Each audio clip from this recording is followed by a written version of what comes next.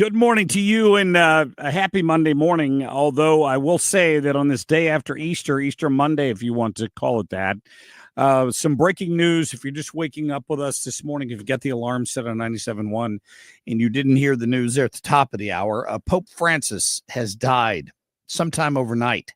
Apparently about 7:35 a.m. Rome time today. The Pope passed away. I think that was about 3 or 4 hours ago now. And it's all the headlines. Several of the networks have been carrying live coverage. No details yet on what happened. Clearly, he had been in less than great health. Mm-hmm. But yesterday, he made an appearance on Easter Sunday. Which is wild that he had just been in front of that huge crowd for Easter. Right. We know, like you said, he'd been in the hospital for several weeks battling double pneumonia. He was supposed to be resting and actually not making many appearances because of that. And I don't know if this was, I don't want to say in defiance of that, but if he had been insisting that, hey, I'd like to still, go in front of the crowd on Easter. Yeah, he was actually in the Pope Mobile, riding around St. Peter's Square yesterday. There were pictures of him doing that. And then this morning, this news broke. So we don't have any further details on what they think caused it. Thought I read this morning that it might take them up to 15 days to get to a point where they would be considering a new pope or a replacement. I don't know who the candidates are. I don't know if any American bishops or cardinals will be on that list. Well, and because of him having double pneumonia, we know that they had probably behind the scenes been seriously looking at different people to fill that role, knowing that this could be coming soon. So yeah, it'll be interesting to see the whole process and how long that takes to have a new pope. Yeah. Well, we wanted to bring you that breaking news this morning. If we get anything else in here, or it appears that there is some network news coverage of it, we'll pop off and let you listen to that. I promise we'll be monitoring that for you. The other big news over the weekend, if you were listening, hopefully you had a happy, peaceful Easter Sunday, despite those storms yesterday. Heard some loud thunder, no damage at our house. Really. But hundreds of outages. Hundreds of power outages. Yep. There was a clap of thunder.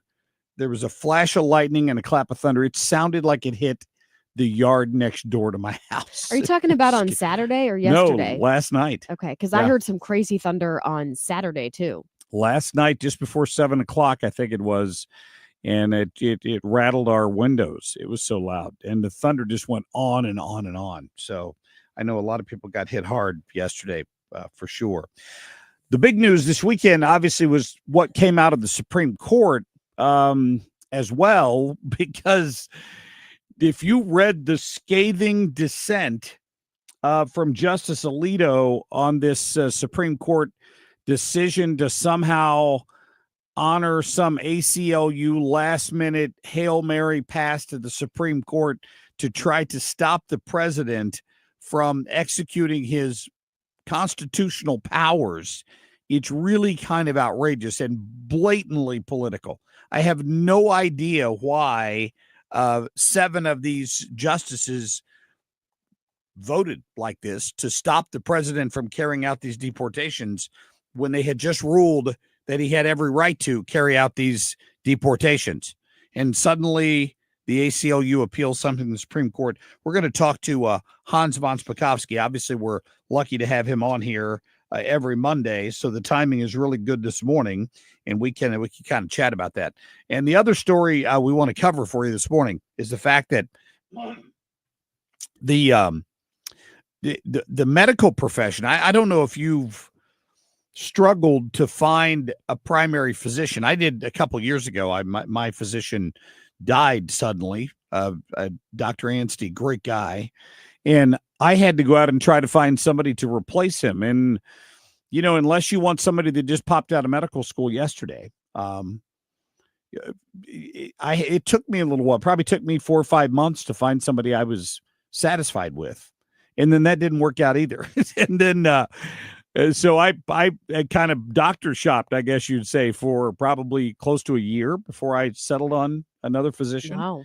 And there's a bit of a shortage of family physicians these days. We're gonna talk about that a little more in the 7 o'clock hour today. We'll get Tom Ackerman in here later with the blow up of the Blues the other night, giving up 3 goals in the third period. I saw that. I was like, heartbreaker. oh, they're up 3-2. And of course, I'm like, there's still plenty of time in the third period to lose. And unfortunately, that happened. Yeah, unfortunately. And then, of course, the Cardinals got swept as well, which was kind of ugly. But we got Tom in the 8 o'clock hour today. Jessie Jane Duff is going to be on the lawn at the White House today, doing some of her drill sergeant stuff with the kids and the Easter eggs. And she's going to join us at about 8:20 from the south lawn of the White House. So that should be interesting to hear what she has to say about all of that. All right, let's get to our top stories. Drew's in the studio this morning for Carl and Ethan. Drew, how are you, buddy? Doing all right this morning? Doing good. I said hello to him when I came in. He goes, "It's early." Yeah, it is. All right, it is kind of early. Let's get to our top stories. The Marc Cox short list. What concerns me is Van Halen never went to the border the last 4 years on Joe Biden when he had a 600% increase in sex trafficking in women and children. You have a record number of no-inspected terrorists crossing that border. Yeah, Tom Homan laying it out this weekend on what a stinking hypocrite Senator Chris Van Hollen is. He has very little concern for his actual constituents, but he goes to El Salvador for a non-U.S. citizen who also happens to be a gang member and a wife abuser. Federal District Court Judge Zinnes said about these allegations by the Trump administration, quote, "No evidence linking Abrego Garcia to MS-13 or any terrorist activity." Yeah, that's Van Hollen, by the way, trying to convince himself that there's no guess what, Chris? He was here illegally. ICE has the right to deport him at any time, and he had a legal order of deportation filed against him. Kim, are these cuts for the broadcasters warranted? Hallelujah, and it's overtime, and I can't wait for it to happen. Kimberly Strassel on Fox this weekend. Of course, the Donald Trump administration is talking about cutting funding to PBS, this left-wing mouthpiece that they have funded for years and years and years to the tune of probably billions of dollars. And that gravy train's about to come to an end. Claimed he was a member of the MS-13 gang as a way to try to justify not giving him due process. Yeah. Well, I assume that was Waltz's daughter, wasn't it? Yeah, I thought so. They dodged a bullet there. The guy that would have been the vice president of the United States, his left-wing clone, his offspring there, his spawn, tried to compare Jesus, what was his name? Kilmar Abrega to Jesus. Tried to compare a gang member to Jesus. You just about can't make this up. Play that full bite for the people there, if you don't mind, Drew. Cut 17. If Jesus were alive today and in the United States, this administration would have already taken him and removed him from this country without due process, claimed he was a member of the MS-13 gang as a way to try to justify not giving him due process, as if there is any justifiable reason to not giving somebody due process. But yeah, some people don't want to talk about that. So she's comparing somebody who illegally came into our country and violated our laws to Jesus. That basically, did I get that right? Yeah. I mean, I assume she's thinking if Jesus magically appeared in the United States today, Donald Trump would accuse him of being a gang member and deport him. You know, you hear a lot about this due process. You hear people talking about the 5th and the 14th Amendments of the Constitution, saying that this protects citizens and non-citizens. Yes. That's something I want to dive more into because it is a little bit odd. It doesn't make sense to me why somebody like this guy, this Garcia guy, would be in any way protected given his past. He was here illegally. He'd been deported in the past. There were orders to deport him again. The only mistake that the Trump administration made was not deporting him, but deporting him specifically to El Salvador. This whole thing is just odd, but I mean, that's really the argument that you're hearing over and over again is this due process whole spiel. Yeah, I agree with you completely. They think that even despite all of that, there should have been one more additional hearing to confirm all of that before we made him leave the country. We know all of those things to be true, but if a liberal court judge had just had one more chance to review all of that evidence, he would have ruled differently. That seems to be the suggestion. Well, yeah, I mean, that's what I understand it to be. But I mean, think about how many people cross the border illegally, specifically under Biden's leadership or lack thereof. How long would that take to give every single one of those illegal aliens a court date? I mean, give me a break. At some point, you need to clean house. We have to get these people, these gang members specifically, the heck out of America and secure our nation. This is the reason, Kim. This is the reason they were coaching illegals on the other side of the border on exactly what to say to come in and say, I am seeking asylum. And once they say those words, then they're entitled to some sort of a hearing. And not maybe 5 or 6% of an entire gang of those people coming across might be eligible to claim asylum. Not all of them, by any stretch of the imagination. You have to be coming from a war-torn country in fear of your life to seek asylum. They had all of them ask for it. It was a joke, and it was an invasion that was designed by and led by the Biden administration or whoever ran it, whoever ran the auto pen in the Biden administration, for sure. All right, gone way too long here. We'll continue our coverage over the death of Pope Francis at age 88. That happened earlier this morning, just several hours ago. Lots of network coverage of it, that going on right now. Not many details yet. When we get that, we'll bring them to you. We're going to go to a live report from Jonathan Savage a little bit later in the show, who maybe he'll have a few more details on that. Right now, Drew, let's get to our national anthem, please.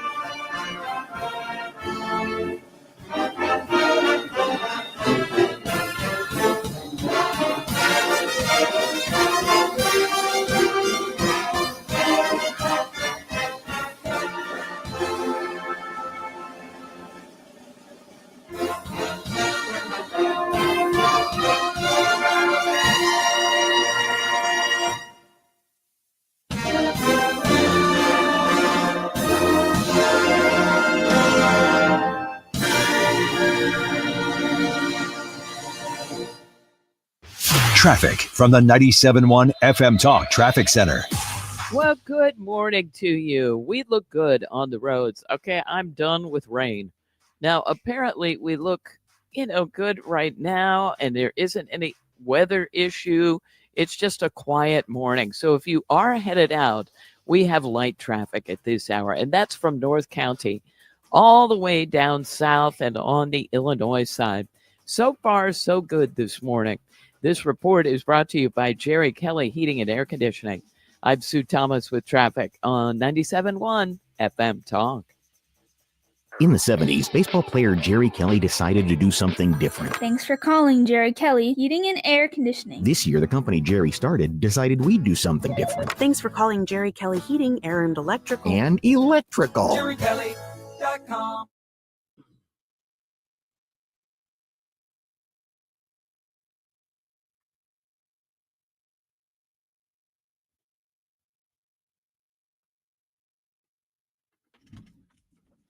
Protect your rights. Log on at Let me tell you about my friends at the Retirement Advisory Group. Thomas Helbig, Bob Kershaw, Tammy Kershaw, and what they've got going on over there. If you're in retirement, you know what I've told you many times. They will protect your retirement funds that you've scraped and saved for all these years from the ups and downs of the market. It's really that simple. So you let the Retirement Advisory Group build your personalized, structured income plan. So many people go into retirement and just assume certain things are going to happen. But if you left your money in the market and it took a dive like it did a week or two ago, you may not have time to recover from that. Not a single one of their clients at the Retirement Advisory Group lost a penny when the stock market went down. When it goes back up, it has already in some ways, they will be able to take advantage of those gains. So this is how their system works. Let them explain it to you. Let them show it to you. They've been doing this for nearly 38 years at the Retirement Advisory Group. You can give them a call, or you can just go onto their website and schedule your appointment, 314-993-9494, or online at retirementkey.com. Tony La Russa here. Has your loss of energy and weight gain thrown you a curveball in your relationship? If so, go see my friends over at Victory Men's Health. Discreet first-class professionals will help you hit those curves out of the park. VictoryMen'sHealth.com. That's VictoryMen'sHealth.com. Are your windows drafty, outdated, or hard to open? Choose Infinity from Marvin Windows. Crafted from durable fiberglass for superior energy efficiency, beauty, and performance. At Lakeside Renovation and Design, we specialize in custom-fit professional window installations that transform your home. Plus, with our lifetime workmanship warranty, you'll have peace of mind for years to come. Call Lakeside today or visit windowsbylakeside.com to schedule your free window consultation. Replace with confidence. Choose Infinity from Marvin. Hi, I'm Jim Brennan at McKelvey Homes. Have you always wished for a brand new home in an established neighborhood? Select one of our move-in ready custom homes throughout St. Louis, or we will build on your lot. Visit McKelveyhomes.com and move up to McKelvey. If you owe the IRS, you have a legal issue, and you need the Lance Drury Law Firm. We'll protect your rights. Log on at LanceDRURYLaw.com or call us toll-free at 888-367-6512. Miss a morning and you'll miss a lot. The Marc Cox Morning Show.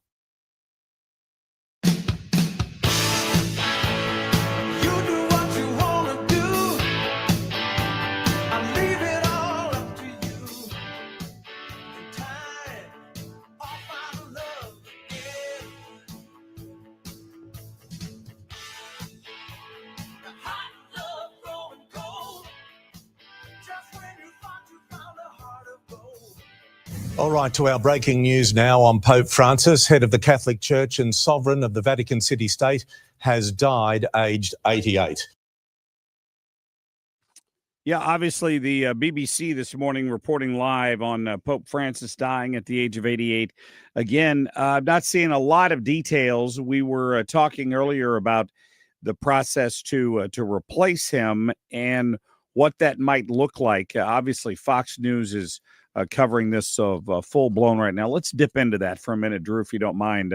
Just pull up the audio here from Fox this morning as they talk about Pope Francis. I don't think anybody can say this guy was not genuine and that he was not truly living what he believed the gospel taught him. And when you talk about that impact and the universality of the church, we were speaking earlier about his 10th consistory. And in December, when he appointed so many cardinals, specifically sought to broaden the geographic diversity of the College of Cardinals. And so just in December, 2 from Asia, for example, 2 from Africa, the Archbishop of Abidjan, Ivory Coast, and the Bishop of Algiers, Algeria. And here's my point, that now Cardinal Dogbo said there hasn't been an African pope, but it's a possibility in the church. And he said, I think that this eventuality, which is not necessarily a demand, but if this eventuality were to arise, the universal church would have to be ready to take it on. Do you feel that the imprint of Pope Francis on the College of Cardinals, in that, as you were saying earlier, almost the most political, do you think that that will have an impact and that the Pope... Of course it will have an impact because he has named more than half of the people who are going to be electing the next pope. Of course, it'll have a very direct impact. But let me warn you here. The fact that he named all of these people himself, right, does not mean that all of the people that he named really agree with some of his more political or social tendencies. Why? Because he's naming people in far-flung areas of the world who are not involved with American politics for sure, or even Italian politics. They are involved in serving the poor and being at a very practical, hands-on, pastoral relationship with their people. And so we don't know who it's going to be, and I wouldn't jump to a conclusion. He was rather progressive, therefore the next one will definitely be progressive. Yeah, we dipped in at a good time there, Kim, because you and I were talking about this. I am not of the Catholic faith, and you were not either. But my impression of this Pope was one of a very progressive left-wing Pope. I'll be critical of it because I'm not Catholic. I was really surprised at some of the things he came forward with as Pope. Yeah. And I've been critical of some of the leadership in the United States on that issue as well. Right. I mean, like you said, you and I are both not Catholic, but even if this weren't, Catholics we're talking about, I still would be critical if I felt like they were going in the wrong direction. And this is one of those cases. So these cardinals are going to be basically meeting within the Vatican to try to begin the election process. I'm not quite sure how long this is going to take, but it sounds like they vote in secret ballots, which are held twice a day, morning and afternoon, until a candidate receives 2/3 majority. And then, of course, once they officially get the Pope elected, they'll release that white smoke. Yep. So we will continue to follow the breaking news on the death of Pope Francis on this Easter Monday, a day that many people have off in honor of Easter. And the Pope just made an appearance yesterday. So we're going to be back. We'll get back with Kim on a whim in just a minute. If you need a new garage door, this could be your lucky day. Entries are now open for the $5,000 sweepstakes at Overhead Door Company of St. Louis. The winner will be chosen at random to receive $5,000 towards new garage doors, openers, or front entry doors of their choice. Deadline to enter is the end of the month to win the $5,000 sweepstakes with Overhead Door Company of St. Louis. Enter now at overheaddoorsstlouis.com. You can't win if you don't enter at overheaddoorsstlouis.com. My favorite getaway close to home is Innsbruck, just about an hour west of St. Louis, 100 plus lakes for fishing and fun, tons of hiking trails, an awesome golf course, and plenty of living options for you, either full-time or as a vacation home. And this year at Innsbruck, the new Sonnenhaus homes are available. The Tyrolean Sonnenhaus combines the modern exterior of a treehouse with the cozy interior elements of a cottage. They're amazing, and you can find out everything about the Sonnenhaus and everything else at Innsbruck by going to innsbruck-resort.com. We all have different ideas of the perfect retirement, but they all depend on the same thing: not running out of money. And preparing for retirement can sometimes be overwhelming, but it doesn't have to be. Find out how you could build your retirement on your terms. Join host Steve All for the All Financial Hour Saturday mornings at 6 here on 97.1 FM Talk.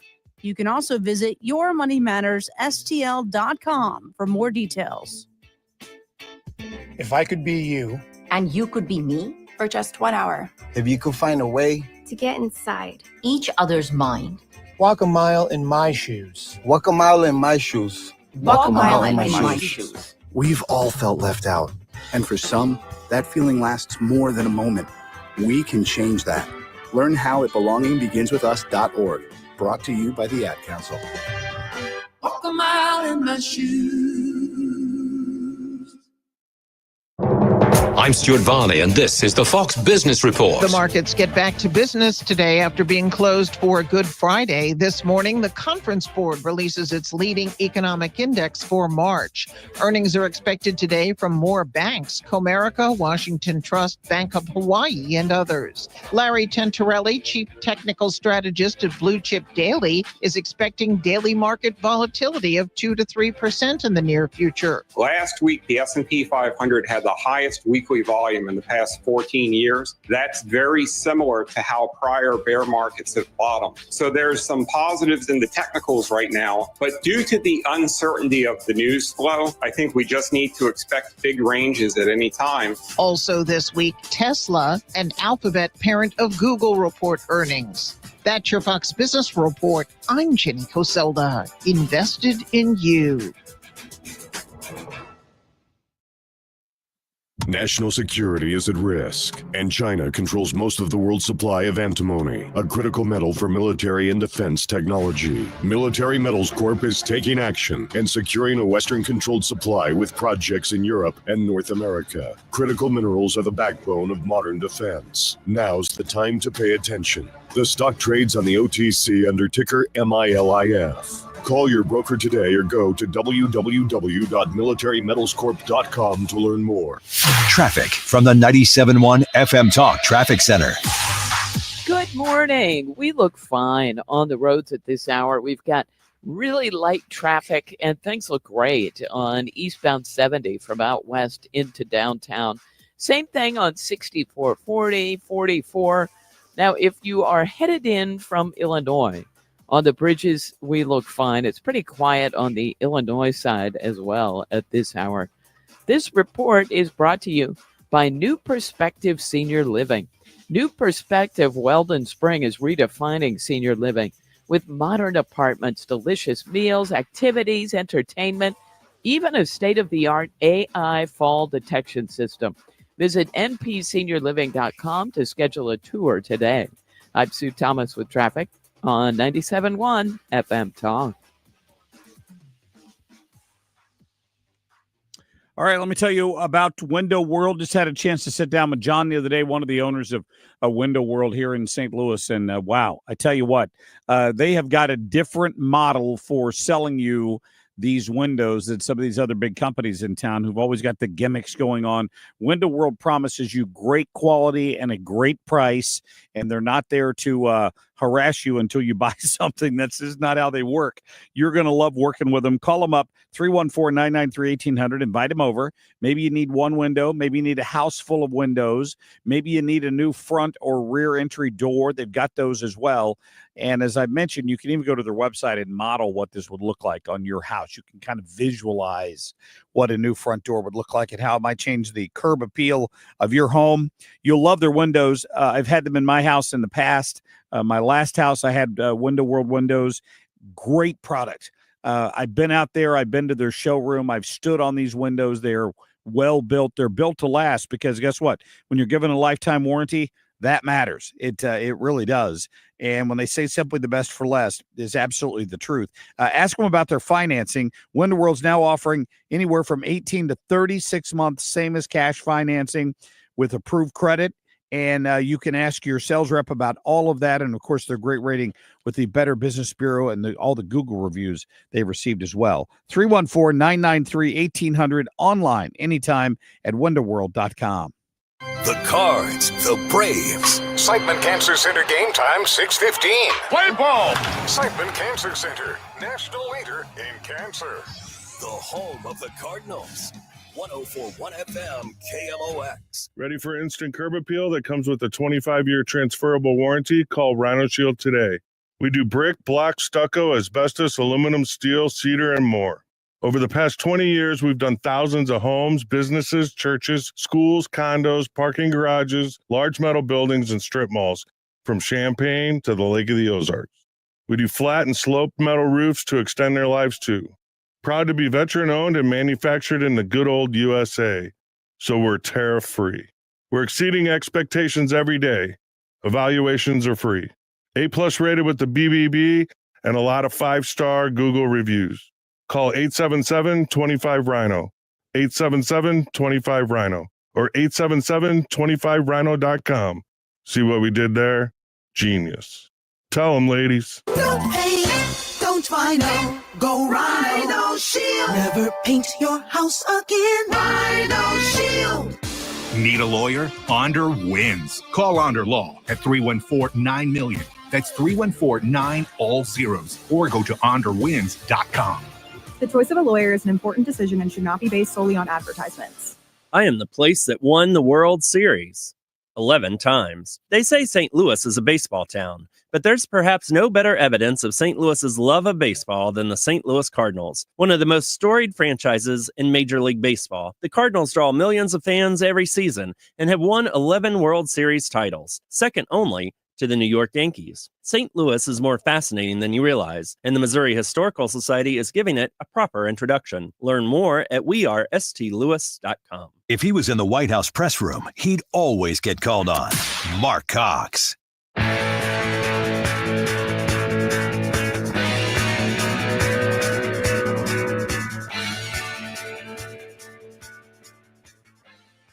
Kim on a whim. Well, Mark, maybe it's been a while since you yourself went on spring break. Like, I'm thinking one of those wild college or maybe high school spring breaks. They get crazier and crazier. Yeah, I know. I sadly went on both. But your kids maybe have gone on some of these, and one day maybe the grandkids will be going on some of these wild spring breaks. Don't even like to think about that. I know. If you've been there, you know what we're talking about. And when you think spring break, there usually are some destinations that typically come to mind. Like when I say that, where are the hot spots you think of? I think of, I still probably think of Daytona Beach, Fort Lauderdale. I know that there's a couple places in Texas, South Padre, I think, where people go. Cancun. Oh, yeah. I went to one Cancun. Of them. Jamaica, maybe. You know where I also think of is Panama City Beach.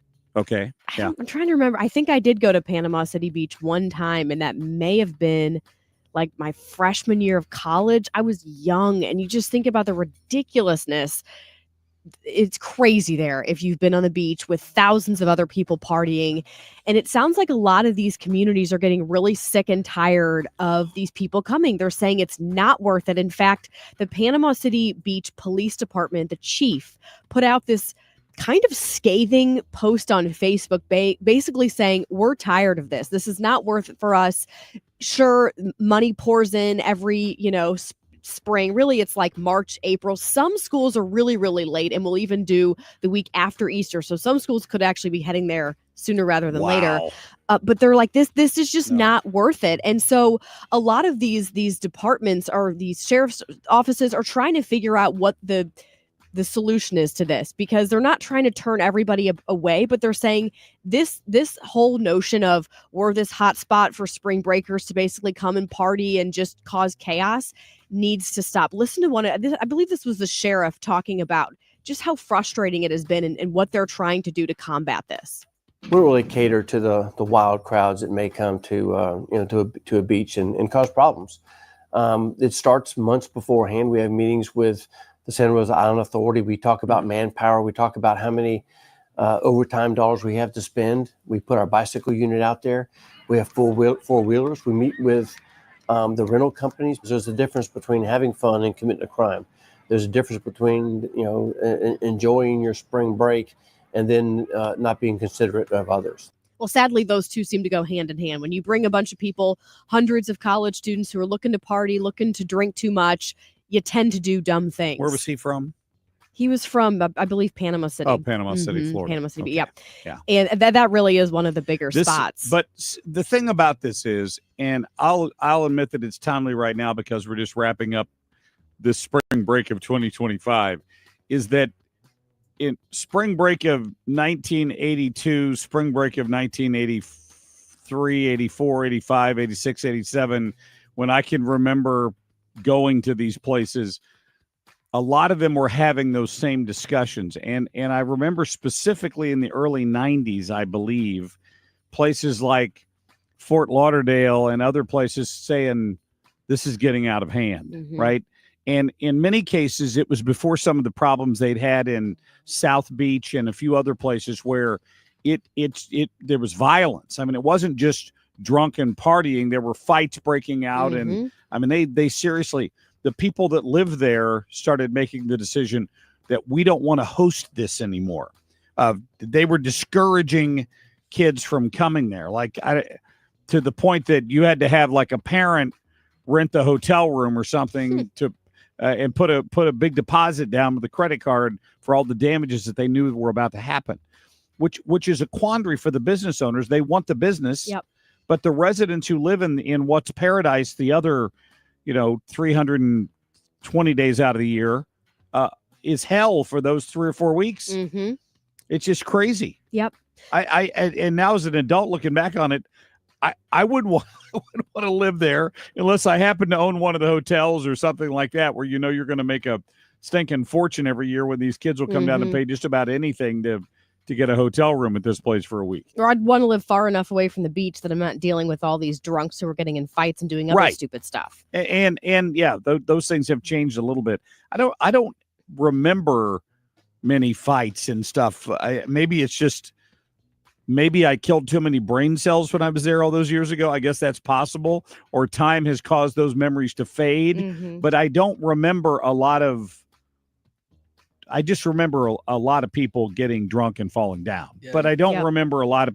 And they were too young to do it for the most part. I get that. Not defending it. I'm just saying I don't remember the violence being a part of it. And you tend to see more of that these days in some of these places. Anyway. Yeah. I mean, police were basically saying we shouldn't be expected to shoulder the burden of an event that no longer aligns with the values or vision of this community. That's their point. Basically saying, we're stretched thin. We've had to bring in over 200 officers from local sheriff's offices, different state law enforcement partners during this time, spring break, to try to combat all of this because there's so much chaos. It would take doing what you said, where you're tightening up the rules for these hotels, these resorts where they typically stay, or the hours for beaches or things like that. And then you have to enforce it. But the problem is, let's just say that Panama City Beach truly decides to do this once and for all, even though it sounds like a lot of these places have been saying it for years, but let's just say that they actually do something. Well, what's going to happen? Well, these kids are going to basically just migrate over. They're going to go to places like Destin or going to other places in Florida or wherever else the hot spot is that year. And so then it becomes that community's problem. So once you kind of loosen the regulations, it's really hard to put the top back on. You have to, from the get-go, I feel like, kind of like lay the ground rules and then maybe ease up from there. But I think if you're just like, okay, come on, we want your business, you open the doors, they will come. It was a free-for-all. We used to go to Daytona Beach, high school, and then probably the first 2 years of college. So add alcohol and a bunch of kids too young to drink it, and then remind yourself that they were allowed to drive on the beach. Like there were constantly people were getting run over. There were cars going up and down the beach all the time in both directions. Okay, that sounds crazier than what I drunk experienced. And leave their car parked there, and the tide would come in, and the car would get swamped. Right? What? Yeah, it was crazy. Okay, it sounds like it was crazier back in the 80s. I doubt what year was this? It was crazier. But it would have been in the mid 80s. I mean, it was nuts when I went. But I do remember stories of people because they would lay out there and pass out. And then, as the tide came in or out, the pattern of the cars moved because it had to because of the water. And there were people that had been buried in the sand by their friends when they were passed out drunk. They got run over. And I mean, it was just crazy things like that. So it got beyond kids being kids to the point that they had a dangerous situation on their hands, and I think they had to do something about it. Yeah, they said there's been a big issue with these kids bringing guns and starting fights and stealing and all sorts of stuff. That was nothing I experienced. Like you said, it was just a lot of drunk people. But I mean, if you think about it, a lot of these students are like 18, 17, 19, maybe 20, some of them 21, and they're all drinking there on the beach. But it was almost this mindset of, well, once you're on the beach, you're safe. Like you weren't too scared about an officer coming down and trying to arrest you because there's hundreds and hundreds of people that you're surrounded by who are doing the exact same thing. And they just kind of let it happen. Wow. I mean, that's where I'm thankful we don't have a cool area. It's not like, St. Louis, Missouri is the hot spot for spring breakers. It's not even like Lake of the Ozarks is. I mean, you do have what is the Party Cove? Isn't that the area that can get pretty rowdy at the Lake of the Ozarks? Pretty rowdy. I've heard rumors of it. Yeah, and I've heard that people, if you're not part of that crowd, just like steer clear of it. That's not spring break, though, is it? No. I mean, it may happen in spring. Just summer in general. Stay away from Party Cove. It'd be kind of cold down there in the water for spring break, I would think. Well, if you drink enough, I don't think that the people care. Too cold to get in a lake right now, generally speaking. Although some kids would, I'm sure. Yeah. Coming up, we'll dip back into this coverage of the death of Pope Francis at the age of 88. That happened early this morning. For just joining us, and much more to come. Hans von Spakovsky at about 6:20. I can't wait to get his reaction to this latest gaffe, in my opinion, by the United States Supreme Court on deportations. Back here in just a minute. Catch anything you missed today by getting the show podcast at 971talk.com. Traffic from the 97.1 FM Talk Traffic Center. Pretty quiet out there at this hour, which is great news in the old traffic department. I do want to mention some road work scheduled for today on 55, well, actually on Arsenal. Starting at 9 o'clock this morning until 3 this afternoon, crews plan to close up to 3 lanes on the Arsenal Bridge over 55. Again, that will be 9 a.m. until 3 p.m. But if you work in that area, that's something you'll want to know. But we look good at this hour in general, especially on the interstates. Light volume in general. I'm Sue Thomas with traffic on 97.1 FM Talk. This report is sponsored by McKelvey Homes. Way to get a daily detox? Active Liver is the easy way to get a daily detox. To keep you healthy and feeling your best, you can find Active Liver in the vitamin aisle at your local CVS or online at Amazon or NewNordicUSA.com. Social Security is with you through life's journey from birth to retirement. As your life changes year to year, so do your needs. For over 80 years, Social Security has helped to meet your needs and is committed to improving access to the services that make a difference in your life. Today, you can verify your earnings, estimate your future benefits, apply for retirement, manage your benefits, and even change your address, all from the comfort of your home. Social Security's online services help put you in control with secure access to your information anytime, anywhere, allowing you to spend more time with family, friends, or simply just enjoying the day. Social Security, securing today and tomorrow. See what you can do online at socialsecurity.gov. Produced at U.S. taxpayer expense. Want to see Herman's Hermits starring Peter Noon and the Lovin' Spoonful for free? Go to 971talk.com/contests and register. You could win a pair of tickets to the show as easy as that. October 25th at the Family Arena. Enter at 971talk.com/contests. Fighting and winning. The Marc Cox Morning Show.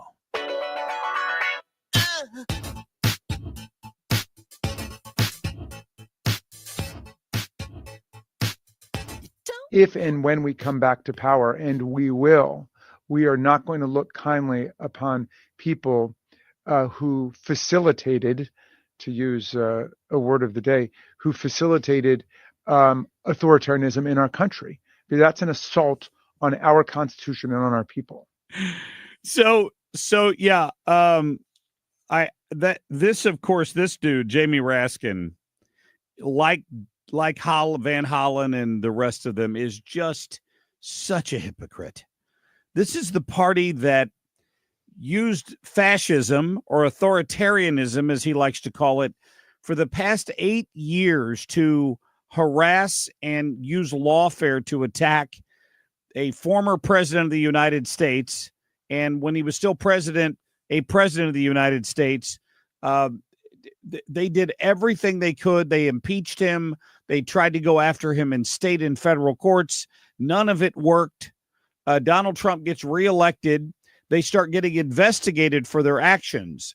And now he has the intestinal fortitude to come out on television and threaten that when they get back in power, and they will, they're not going to look kindly on these authoritarian people. In other words, we're going to be authoritarian when we take control again. This is what he's telling you. The man who's done this for years. This attitude by the left is outrageous after what they got away with. Donald Trump is trying to level the field a little bit. And I don't look at it as revenge. I look at it as trying to prevent these abuses of the system the next time around. But of course, if you're on the left, you don't want that because it weakens your tool chest. You don't have as many tools in the tool chest to attack your opponents. Jamie Raskin is a joke. It's like this Chris Van Hollen character. He goes to El Salvador to try to rescue this guy, try to meet with him at least. He doesn't get anywhere. We all knew he wouldn't get anywhere. And then he denies why he was going there. And when he's sitting at the table and the margarita glasses were there, he claims that was staged. It was all set up by the El Salvadorians to make him look bad. He didn't drink anything. And then he tries to defend this Kilmar Garcia guy. Go to cut 4 for me, Drew, please. They need to put up or shut up in the courts. Let me tell you, and I decided to write this down so I could be absolutely accurate as to what Federal District Court Judge Zinnes said about these allegations by the Trump administration. Quote, no evidence linking Abrego Garcia to MS-13 or any terrorist activity has been presented to the court. That's where to litigate this. It's been litigated in many other places. So I'm not going to get into the details because the whole purpose of our court system is for them to adjudicate these things, not for Donald Trump to go off on social media. This is the arrogance of the judicial branch right now. Mid-level court judges demanding that cases be thrown out because they weren't the one that made the decision originally. Right? Federal courts don't deal with deportation cases. Deportation judges deal with deportation cases. The pictures of Garcia's hands with the MS-13 tattoo on them, just ignore those. With the tattoos all over his body, just ignore those. Evidence that his wife filed orders of protection against him because he beat her, just ignore that. Evidence that he was trafficking people from Tennessee back to Maryland, nothing to see here. His rights have been violated by sending him to a notorious prison where apparently he gets to wear, nice shirts and clothes somewhere in El Salvador. He didn't show up in prison orange or black and white stripes. He showed up in street clothes. Mm-hmm. They were trying to make the argument that the image showing the tattoos on his finger that it was doctored or something? That it was doctored that suggested he was with MS-13. I'm hung up on this whole due process thing because, like I said, that's what people keep arguing that's found in the 5th and 14th Amendments. And I did not know it applies to everybody, whether you're a citizen or not. Somehow you're supposed to be given a hearing if there's, I guess that they're saying if when someone's life, liberty, or property is at risk, you're allowed to have legal hearings. He didn't get leftist judge due process. He only got deportation court due process. And that's what they want. They want to add another level to the bureaucracy where they can undercut the deportation judges who work long hours every day to process the hundreds of thousands of people in cases that are backlogged in this country.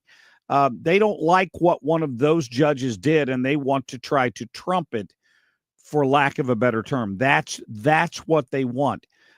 Drew, go ahead and play Representative Emmer. Cut number 7, please. I think he was afforded that due process. In this case, an illegal alien was transported back to El Salvador. The administration initially thought it was a mistake. Subsequently, it says it was not a mistake. The courts, interestingly, have suggested that we need to understand what facilitate means in the order. So they've deferred back to the lower court, Dana, to tell the administration, facilitate means this. And what's going on in El Salvador now is you have a citizen of El Salvador that is within the country of El Salvador. It really isn't the U.S.'s ability to go in and remove someone. It'll be up to the president of El Salvador. Listen to Dana. They can't stand it. You have to understand, historically, Kim, this is why since the Obama administration, they've been trying to shut down Guantanamo Bay.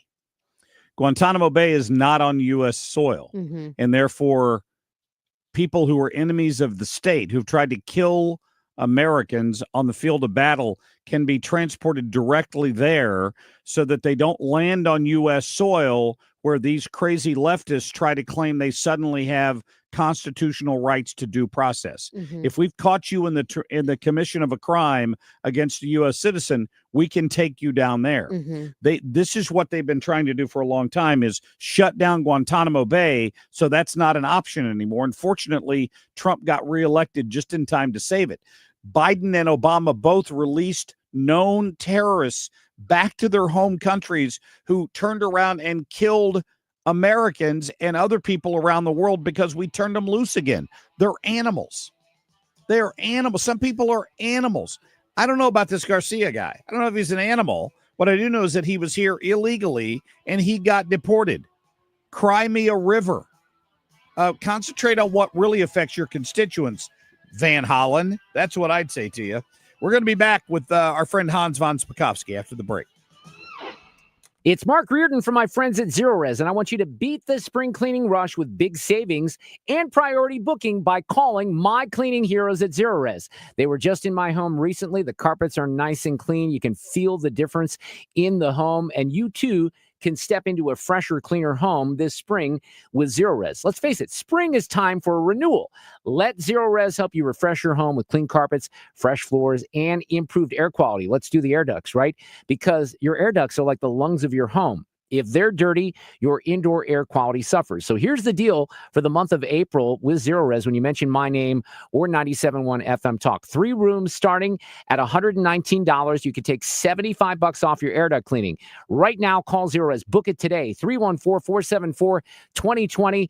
Ask for the 97.1 FM Talk special or mention my name. 3 rooms starting at $119, $75 off the air duct cleaning package. You spell it backward or forward, it spells the same. Zero Res. When you're approaching retirement, there are a lot of questions to answer. Do you have enough money to fund your income for life? How should you claim Social Security? And what's your plan for health care and long-term care? Hi, I'm Eric Robert, Director of Investments with the ClearPath Wealth Management Group at Stifel and host of On the Money Saturday mornings at 11 on 97.1 FM Talk. Don't leave your retirement to chance. It's crucial to understand and address relevant risks before you retire. Our team can help you get organized, guide you through critical retirement decisions, and create an investment portfolio designed around your needs. To schedule your free retirement plan consultation, go to clearpathinvesting.com. That's clearpathinvesting.com. Or call us at 636-695-2650. That's clearpathinvesting.com or 636-695-2650.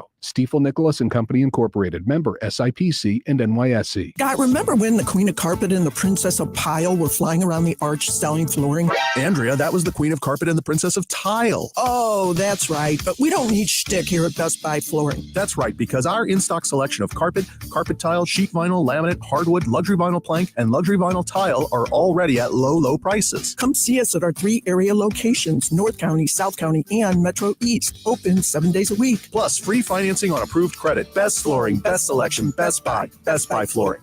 Hey, Dad, how do airplanes fly? What's in this box? Is this tree good for climbing? How are babies made? What does this thing do?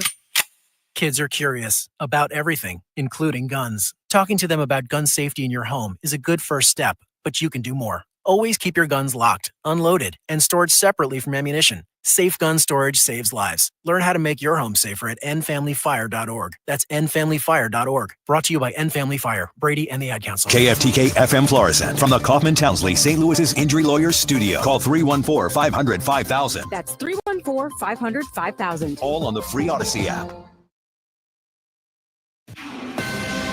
This is a Fox News alert. Catholics are in mourning. Pope Francis has died. I'm Dave Anthony. That's the Vatican a short time ago, about 3 hours after we learned of the Pope's passing at the age of 88, as people now gather outside the Vatican to pay their respects. The Vatican released a statement this morning. It reads in part, at 7:35 this morning, the Bishop of Rome, Francis, returned to the house of the Father. His entire life was dedicated to the service of the Lord and his church. He taught us to live the values of the gospel with fidelity, courage, and universal love, especially in favor of the poorest and most marginalized. The news is heartbreaking and stunning, given given that the Pope was just seen in public on Easter Sunday, greeting thousands of people in St. Peter's Square. It was his most high-profile event as he continued to recover from his almost fatal bout with double pneumonia. That's Fox's Madeline Rivera. World leaders are paying tribute to Pope Francis. The White House just posted on X, "Rest in peace." The Pope led the Roman Catholic Church since he was elected in 2013. Almost from that moment, he signaled changes were coming. The first pontiff from Latin America.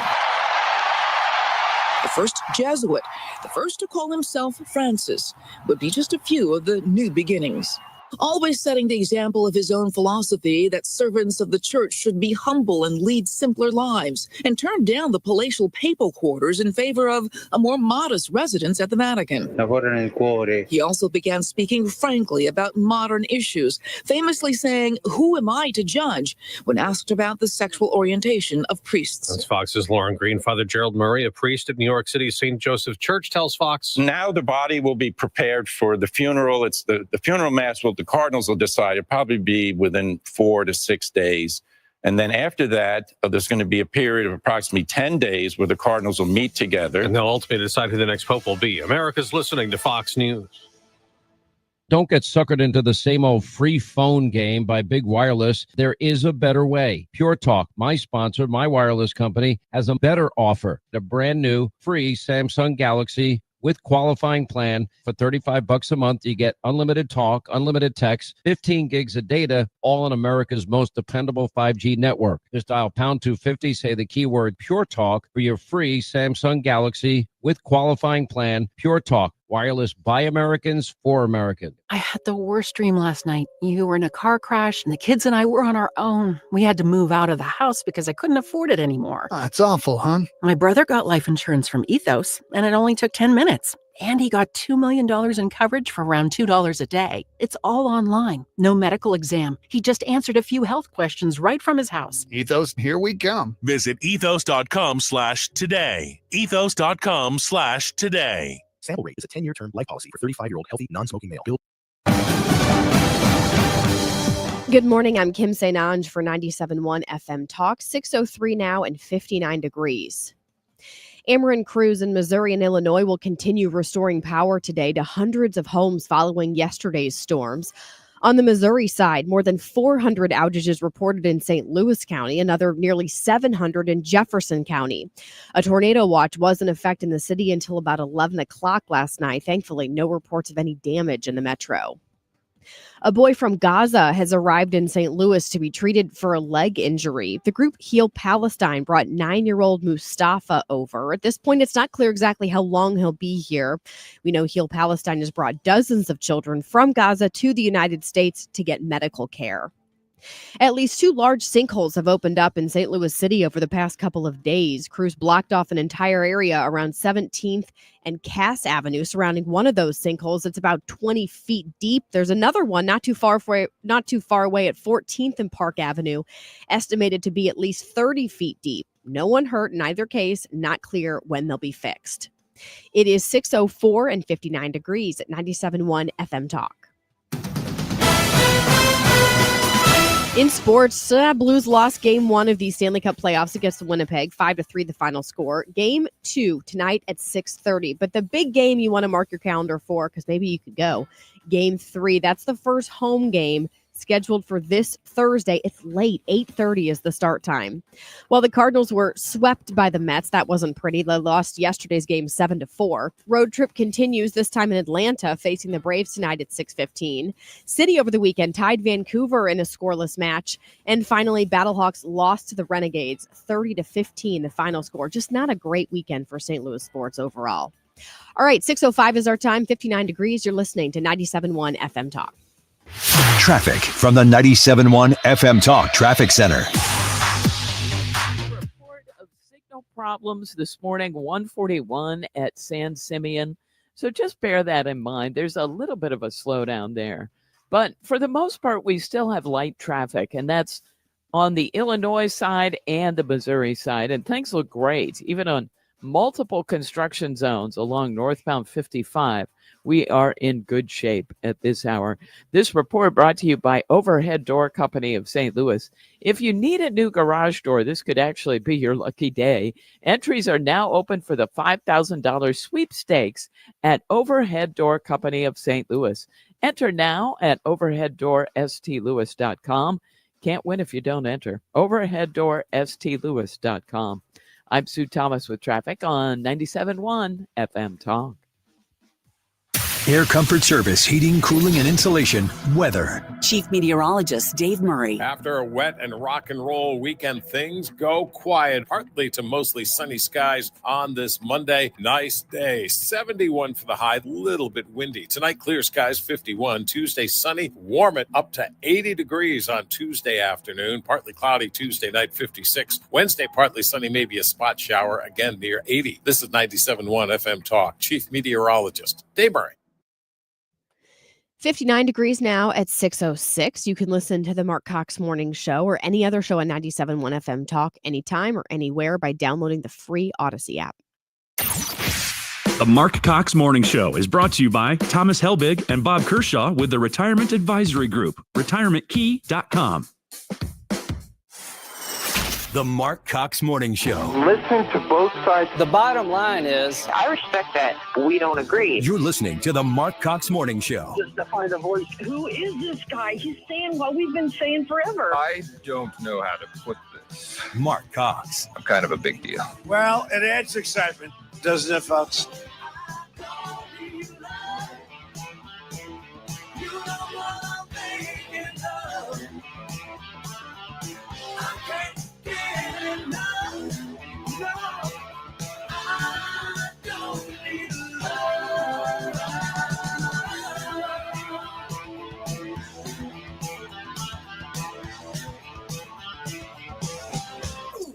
Hey, good morning to you. Welcome in to the show on this 21st day of April. We're happy that you're here with us this morning. The breaking news overnight, obviously you heard at the top of the hour there, but if you're just waking up and you have not heard it, Pope Francis has died at the age of 88. It is getting worldwide coverage this morning. As you can imagine, all of the networks are covering it and talking about the Pope and his legacy and his controversies and the search for who will lead the Roman Catholic Church next.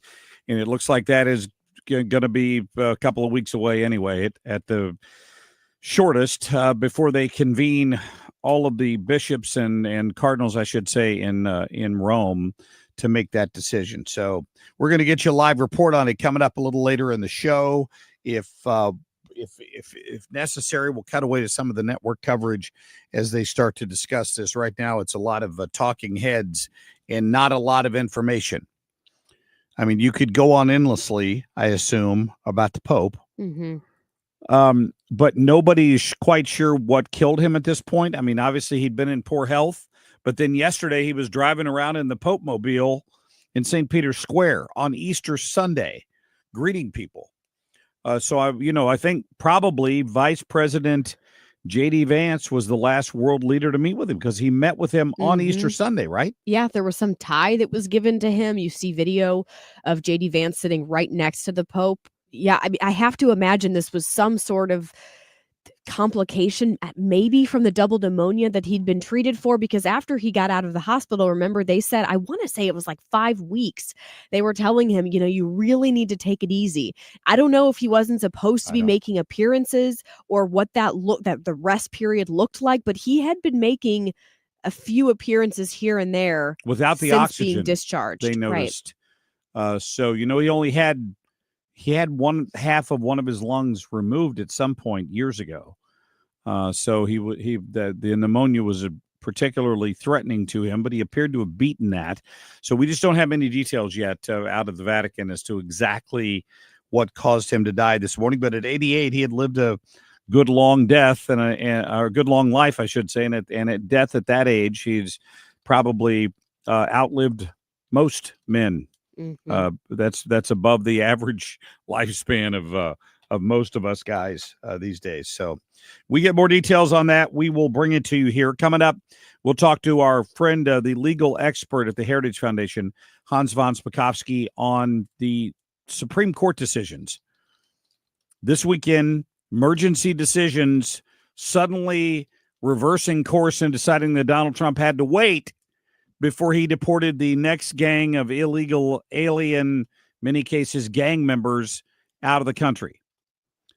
And I'd love to know what Hans thinks about that, because at some point it's getting to be interference with the executive branch, in my opinion. But I'm not a lawyer. So we'll get to Hans coming up here in just a few minutes. And a little later, of course, Tom Ackerman will join us to talk about the Blues and what they got to do tonight in Winnipeg, and what the Cardinals, what went wrong this weekend. I guess they were 0 for 4 against was it the Pirates they were playing? Was it the Pirates? Who'd they play this weekend? Phillies or the Pirates?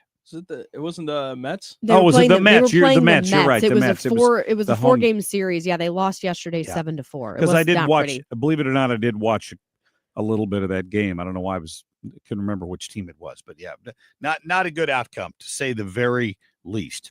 All right, Drew, we're going to get to our top stories now. Stand by. The Marc Cox Shortlist. All right, to our breaking news now on Pope Francis, head of the Catholic Church and sovereign of the Vatican City State, has died aged 88. Yep, there you go. The BBC breaking that news just a little bit earlier this morning. Now all the networks have turned their attention to the Pope and his legacy and potentially what caused his death. China imports 11.5 million barrels of oil a day. They import about 25% of the calories they consume every day. From the U.S., Doug Burgum, the Interior Secretary there, on why he's convinced it is just a matter of time till the Chinese buckle under these tariffs. I am a very serious lawmaker. At the same time, if you try me, you will find out. I just want to be clear about that, because I am truly a black woman. Jasmine Crockett pouring on the fake accent again for a crowd there over the weekend, where she is apparently ready to come to fisticuffs with someone if need be. I'm not quite sure why. The pathway to the American dream goes through an institution that hates America. Wow. Yeah. That was Batia Unger Sargon there, who you've heard on a lot of media here lately. She's really kind of been climbing up the ranks in terms of giving her opinion on these things, talking about Harvard. And, I don't know if you noticed this weekend or not, but the president has really kind of doubled down with his battle against Harvard. Now they're talking about stripping them of close to $1 billion in funding if they continue to defy these rules. I mean, imagine if the shoe was on the other foot. The Biden administration was able to influence these universities to a large extent to do what they wanted, but they had a friendly crowd. When they were trying to institute DEI and other standards of admissions that fly in the face of fairness, nobody had any problem with that.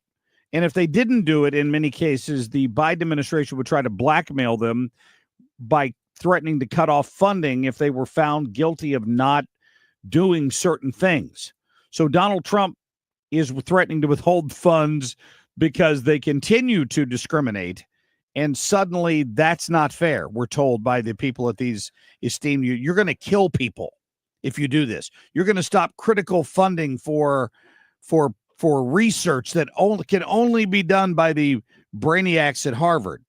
It seems a little outrageous, though, that these universities are getting this much in federal funding. Now, I understand it to an extent if you're trying to fund these research projects, and that could lead to some breakthrough cure for some disease. I get that. This just seems outrageous. Like, for example, it says in fiscal year 2023, Johns Hopkins University received the most federal funding for research, spending $3.3 billion. If these universities, like take Harvard, for example, was the number $52 billion for the endowment. Okay.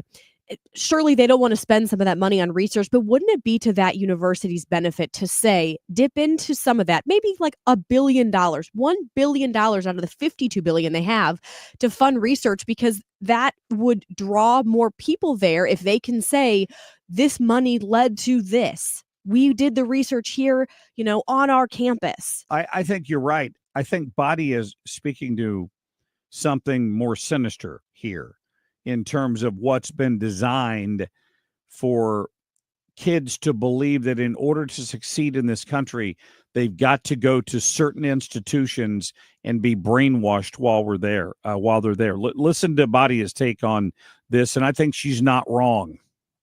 Which is that it's not just that we have seen the ideological rot at these godless institutions.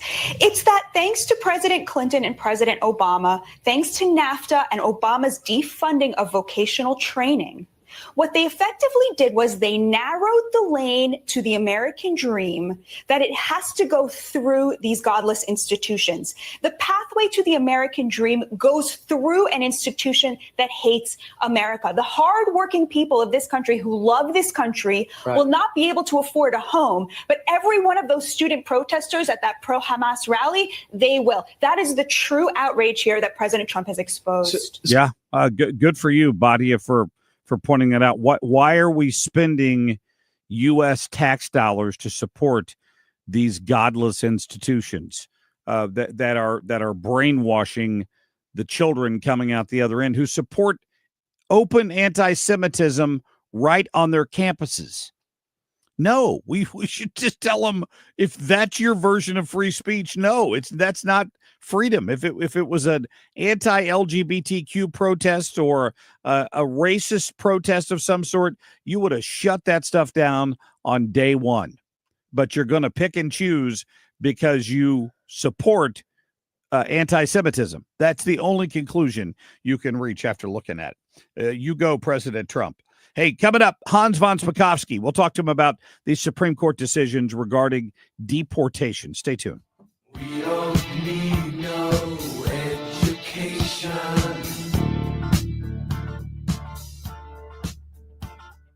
We don't need no thought control. The Marc Cox Morning Show, on the air and streaming at 971talk.com. Traffic from the 97.1 FM Talk Traffic Center. Good morning to you. Hey, it's finally not raining. Ha! We got that going for us, which is nice. Now, we look fine out there at this hour. Just the beginnings of some volume on northbound 55 around Bayless as folks head into the serious part of the work zone. But it's still moving at this hour. And that's what the entire area looks like. Still moving. We've got light traffic in general on both the Missouri and Illinois sides at this hour. This report brought to you by Jerry Kelly Heating and Air Conditioning. I'm Sue Thomas with traffic on 97.1 FM Talk. The mountains came over, we were having spaghetti when we suddenly noticed and we started getting sweaty. So we grabbed the keys and we ate it in the van. That's what my friend said, call Jerry Kelly, man, JerryKelly.com. Give him a call even though it's late, JerryKelly.com. Well, now that you'll be spending more time outside because it's supposed to be nice over the next at least couple of days, you might be going in your backyard and you're looking at your siding and you're like, yeah, just not really what it should be. It's cracked or it's faded. That can happen, by the way, if you've had it on your home for the past 20 years. Just the constant direct sunlight can have that kind of an impact. You want siding that's going to be able to hold up to all this crazy weather that we've been having, especially lately. And that's why it pays off to invest in quality siding that's actually going to stand up to the elements. That's why Lakeside Renovation and Design works with James Hardie siding specifically. It's made from fiber cement. It's a lot more resistant to rotting than wood siding. It's just better quality than the vinyl that you might have in your home right now. And that's what you can expect when you work with a company like Lakeside. They don't skimp on material. They go with the best. And that's obviously what you want on your home to protect it, right? It's a big investment. You want to make sure that you're putting putting quality materials on it. Lakeside's a family-owned company, been doing this for close to 30 years. Lakeside also does kitchen, baths, basements, decks, roofs, you name it, inside and outside. They are experts. Plus, their entire team is in-house, which means no outsourcing to third parties, which I really appreciate. You're working with direct Lakeside employees. Call Lakeside Renovation and Design today for your free consultation, 636-978-5000, or check them out online at lakesiderd.com. I don't know if you heard with them, these energy mandates. Luckily, this year they stopped the continuation of this government mandates, but the new refrigerants did not stop, so that is out. So be careful, buyer beware on what you're purchasing. If you're looking for a new system and just want a common sense approach to picking a system, i.e., are you going to save money? Is your energy bills going down? All the stuff that we've been hearing for about the last 25 years. Bottom line is, when it comes to the efficiencies, it's going to be your house. I only have 60 seconds to do this in, so if you want a common sense approach and you are looking at purchasing a system or getting prices on systems, please call me. It's one easy number, Missouri and Illinois. It's 314-293-2600.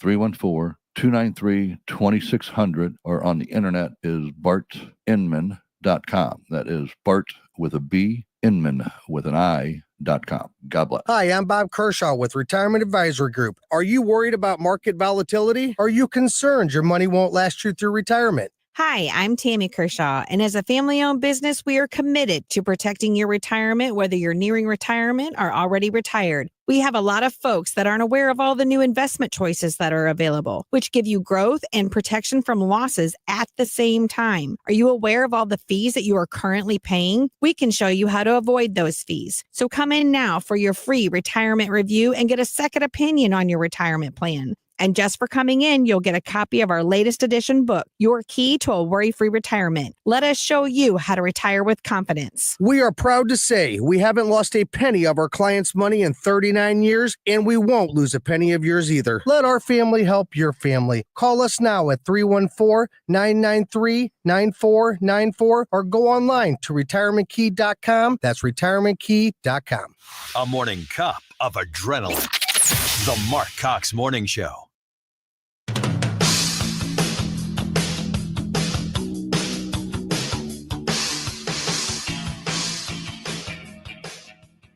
We are a land of law and order, and this administration is repeatedly showing time and time again they do not care about what the Supreme Court says. They do not care about the rule of law, and you cannot defend sending people to another country. Just did a poll to another country where they don't have rights. Hans von Spakovsky, the former emperor of the Austro-Hungarian Empire. We've got Hans on the phone this morning from the Heritage Foundation, and great to have you back, my friend. How are you? Mark, I'm doing just fine, thanks. That was David Hogg, the vice chair of the DNC, talking about how lawless the Trump administration is, and I was anxious to get your take on the this emergency halt that the Supreme Court showed. I think Justice Alito blasted them for it this weekend. What do you make of that, Hans? Well, first of all, Hogg is just telling a complete lie. He can't point to a single order so far that the Trump administration has actually disobeyed.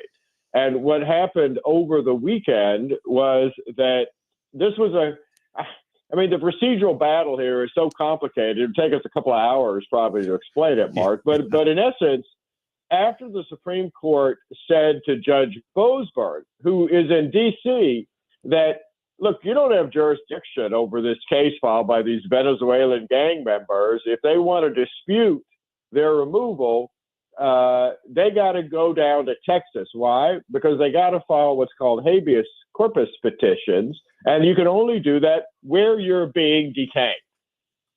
So the Venezuelans had the ACLU file habeas petitions on their behalf down in Texas, and they asked the judge down there to issue an order telling the government they couldn't remove them before the hearings. And the judge said, well, there's no indication by the government that they're going to disobey the Supreme Court's order and remove these guys before they've had their habeas petition. So no, I'm not going to issue a stay. So what did the ACLU do? They file an emergency petition late Friday night with the U.S. Supreme Court.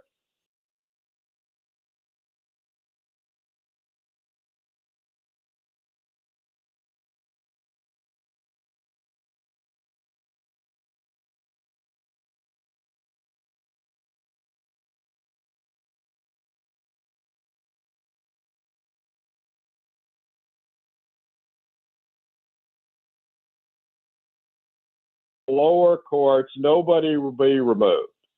Wow. And what Thomas and Alito said in their dissent is, what are you doing? There's no indication. You didn't even hear from the government before you issued this order. So what all of this means is that whatever members of this Venezuela gang are still in the U.S., they're going to stay in the U.S. in jail until the lower courts have heard their claims that they shouldn't be deported. Explain. So eventually, I think the Trump administration is going to win. Hans, explain this whole argument of due process that we keep hearing about that's included in the 5th and 14th Amendments, because I've been reading about it and it talks about how this applies to citizens and non-citizens. How does this apply here or to any of these illegals like Garcia? Well, if they're in the country illegally, their due process rights are extremely limited. And in fact, if they already had hearings before immigration judge, which is like the El Salvadoran that Chris Van Hollen went to see, the courts are the ones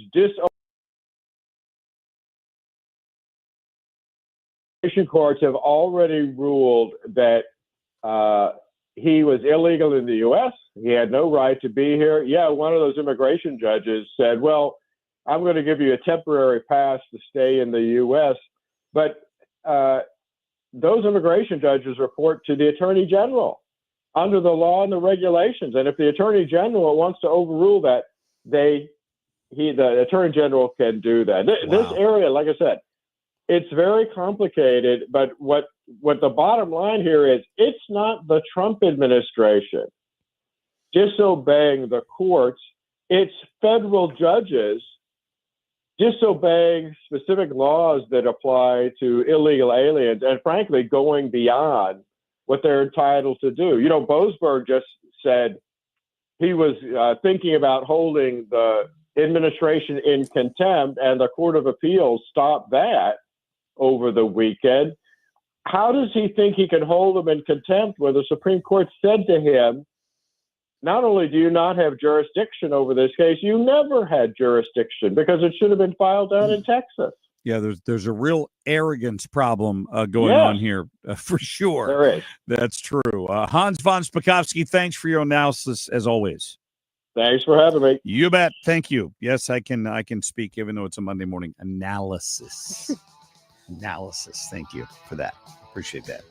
All right, coming up, we got to check in with Nicole Murray, see what's going on in the markets coming up on this Easter Monday. I assume the markets are open today. I think they are. I don't have any reason to think that they're not. They are. And then a little later, we'll get to Tom Ackerman with more on the Blues. We'll be back. I'm Ultima Morgan of Morgan & Morgan. Every time one of my children started driving, it was terrifying. I am quite aware of the dangers being on the road. Thousands of accidents happen across the country. We see it every day. These families' lives will be changed in an instant. We fight for these families as if they were our own. We've become America's largest injury law firm by winning cases just like these. If you've been injured in a car accident, call us. Injured? Dial pound law or visit forthepeople.com for an office near you. We, without hesitation, recommend that anybody work with ThrottleNet. The experience will be as good as it's been for us, for anybody, because you'll get a true partnership and you'll be able to rest easy that you're going to get the service that you need while they're also doing all those things that you don't want to have to think about, that you don't want to have to worry about. They're always doing that in the background for you. Don't wait for your next IT crisis. If your business depends on technology, you need a partner that's got your back. Contact ThrottleNet.com to get a free IT evaluation and see how we can support your IT everything. Is thinning hair or receding hairline making you self-conscious? Stop feeling embarrassed about thinning hair and start looking and feeling your best with Hair Grow by New Nordic. Available online at Amazon, Walmart.com, and NewNordicUSA.com, or in stores at your local CVS. Still getting around to that fix on your car? You got this. On eBay, you'll find millions of parts guaranteed to fit. Doesn't matter if it's a major engine repair or your first time swapping your windshield wipers. eBay has that part you need, ready to click perfectly into place for changes big and small. Loud or quiet, find all the parts you need at prices you'll love. Guaranteed to fit every time. But you already know that. eBay. Things, people, love. Eligible items only. Exclusions apply. I'm ready. Let me just grab my bag. Sweatpants, huh? Didn't know we were keeping it casual this month. Yeah, I feel bloated every now and then. You have to try new Align 3-in-1 Biotic Gummies. They have prebiotics to nourish good bacteria, probiotics to help relieve occasional bloating, and postbiotics for immune support. All that in one gummy? Yep. So no sweatpants next time? Not anymore. Align 3-in-1 Biotic Gummies for gut health support. These statements have not been evaluated by the Food and Drug Administration. This product is not intended to diagnose, treat, cure, or prevent any disease. Good morning. I'm Kim St. for 97.1 FM Talk. 59 degrees at 6:31. 3 men were arrested over the weekend following reports of motorcycles driving recklessly in downtown St. Louis. Multiple people called in complaining these motorcyclists were weaving in and out of traffic and performing stunts. 2 of the men who were arrested were from Pacific, the other from the state of Indiana. A St. Louis County man is facing charges after getting into an argument with a Starbucks employee over a mobile order. It happened Friday at the Starbucks in the 3700 block of South Kings Highway. Court documents show the man at one point picked up a table outside that Starbucks and threw it at the windows, shattering one of them and cracking another. In sports, Blues lost Game 1 of the Stanley Cup playoffs against Winnipeg 5-3. Game 2 tonight at 6:30. Cards swept by the Mets. Road trip continues, this time in Atlanta. They'll be facing the Braves tonight at 6:15. Over the weekend, City tied Vancouver in a scoreless match, and Battlehawks lost to the Renegades 30-15. I'm Kim St. for 97.1 FM Talk. Traffic from the 97.1 FM Talk Traffic Center. Hey, a nice quiet start to the traffic morning. If you are just headed out there, it's quiet through North County, and we look good on the Illinois side, on the bridges, all of that looking good. There's just on the Missouri side the beginnings of some volume. Northbound 55 at Bayless as you head into the narrowed work zone. And 21, there's been some road work northbound at Old 21 and kind of by Lonedell Road. So there's a little bit of a delay through that area. But other than that, we look pretty good at this hour. I'm Sue Thomas with traffic on 97.1 FM Talk. All right, let's talk Rhino Shield for just a minute and what that means for you if you're a homeowner. So when the rains were coming in sideways yesterday, people with Rhino Shield on their house didn't have to worry about it, right? If you've got steel or aluminum siding and you've got regular old paint on there, you know why it gets chalky looking? Because the rain and the sun beat it to death. That's exactly what it is. With Rhino Shield, it goes on thick. It is 8 to 10 times thicker than regular paint. It forms sort of a ceramic shield around the outside of your house. It's 100% water resistant. The water just runs off of it. It just bounces right off. The sun's rays bounce right off of it. It doesn't fade. It doesn't chip, crack, or peel. And they'll give you a guarantee after they put it on your house. Plenty of businesses have decided to use this. The before and afters are stunning. And if you haven't had it on your house, as I have, you know that the 25-year warranty is solid. I had it for 17 and a half years on my last house. Looked as beautiful the day I sold it as it did the day I had it put on there. Call Darren today. Tell him, listen, I hear Marc talking about this all the time. I'd love you to come out and give me a free evaluation. Call him at 877-25-RHINO or online at 877-25rhino.com.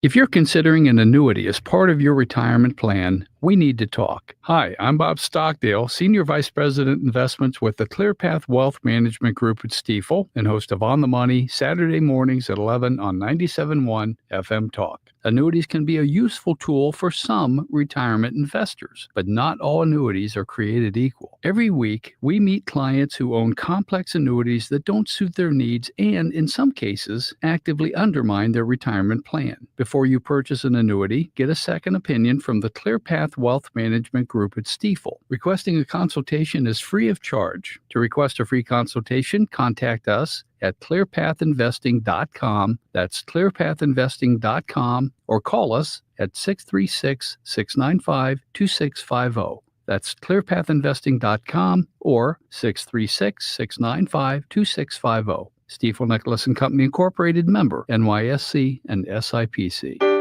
If you need a new garage door, this could be your lucky day. Entries are now open for the $5,000 sweepstakes at Overhead Door Company of St. Louis. The winner will be chosen at random to receive $5,000 towards new garage doors, openers, or front entry doors of their choice. Deadline to enter is the end of the month to win the $5,000 sweepstakes with Overhead Door Company of St. Louis. Enter now at overheaddoorsstlouis.com. You can't win if you don't enter at overheaddoorsstlouis.com. Living in reality. The Marc Cox Morning Show.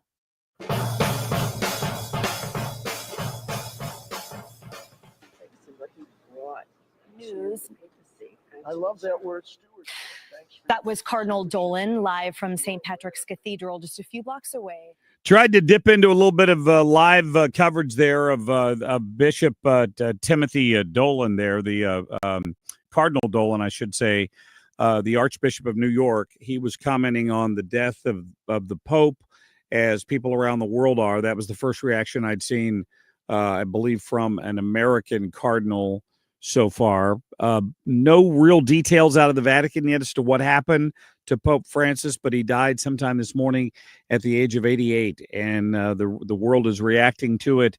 And if we get more from Cardinal Dolan, we may dip back into that here this morning. We are expecting a live report at the top of the hour at 8 from Jonathan Savage of Fox News Radio. And maybe by then, hour and a half from now, he'll have a few more details on what happened and when the conclave is set to take place and all of that for you coming up. So stay tuned for that. Right now, let's get to a check of business, please. Nicole Murray on the phone with us this morning. Nicole, how was your weekend? Easter. Yeah, happy Easter to you. Thank you. Did you got to travel and see family this weekend? I saw family. We ate. We celebrated. We left. I ate so much yesterday. It's embarrassing. It was gluttonous. Nonsense. Can I just tell you that? We had the family over, so we did a brunch. Love so it. we had more pancakes and bacon and egg casserole than you could eat, and then sandwiches for later in the afternoon or for people that didn't want breakfast food. It was the desserts my sister-in-law brought were fattening and delicious, and it was wonderful. So good for the soul. So it was good for the soul, for sure. Yes, I'm glad to hear. Not for the waistline. Not for the waistline. And then we sat around fat and happy and watched the RBG, I believe the RBG, the golf tournament that was on this weekend from Hilton Head. That was Very fantastic. nice. So yeah, we had a good time. Sounds like a successful day. More golf. That's what my wife said, or my daughter said. I thought this was over. I'm like, it's not the Masters. Was like the end, the lead up. No, it's like the kickoff. Come on. I'm so glad my husband doesn't. I'm sorry. Golf is boring to watch on TV. It just is. No, it's amazing. It's so slow. No. Maybe I could get on board with watching it in person. Maybe that might be a stretch. In person, or I mean, unless it's like someone doing funny Happy Gilmore swings and wrestling balls out of crocodiles' mouths in the ponds, then it's just not that exciting. It's artistry is what it is. Is it artistry? I mean, I believe It's there's a a love lot story. of, I'm sure it is a love story.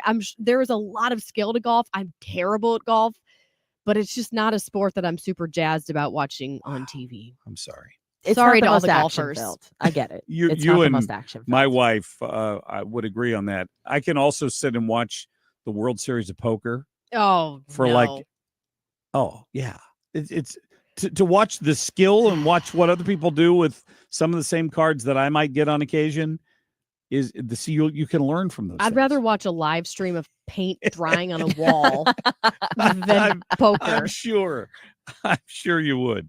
What's going on in the markets this morning? All right. So futures right now are sharply lower on Thursday because the markets were closed Friday. The Dow Industrials lost 527.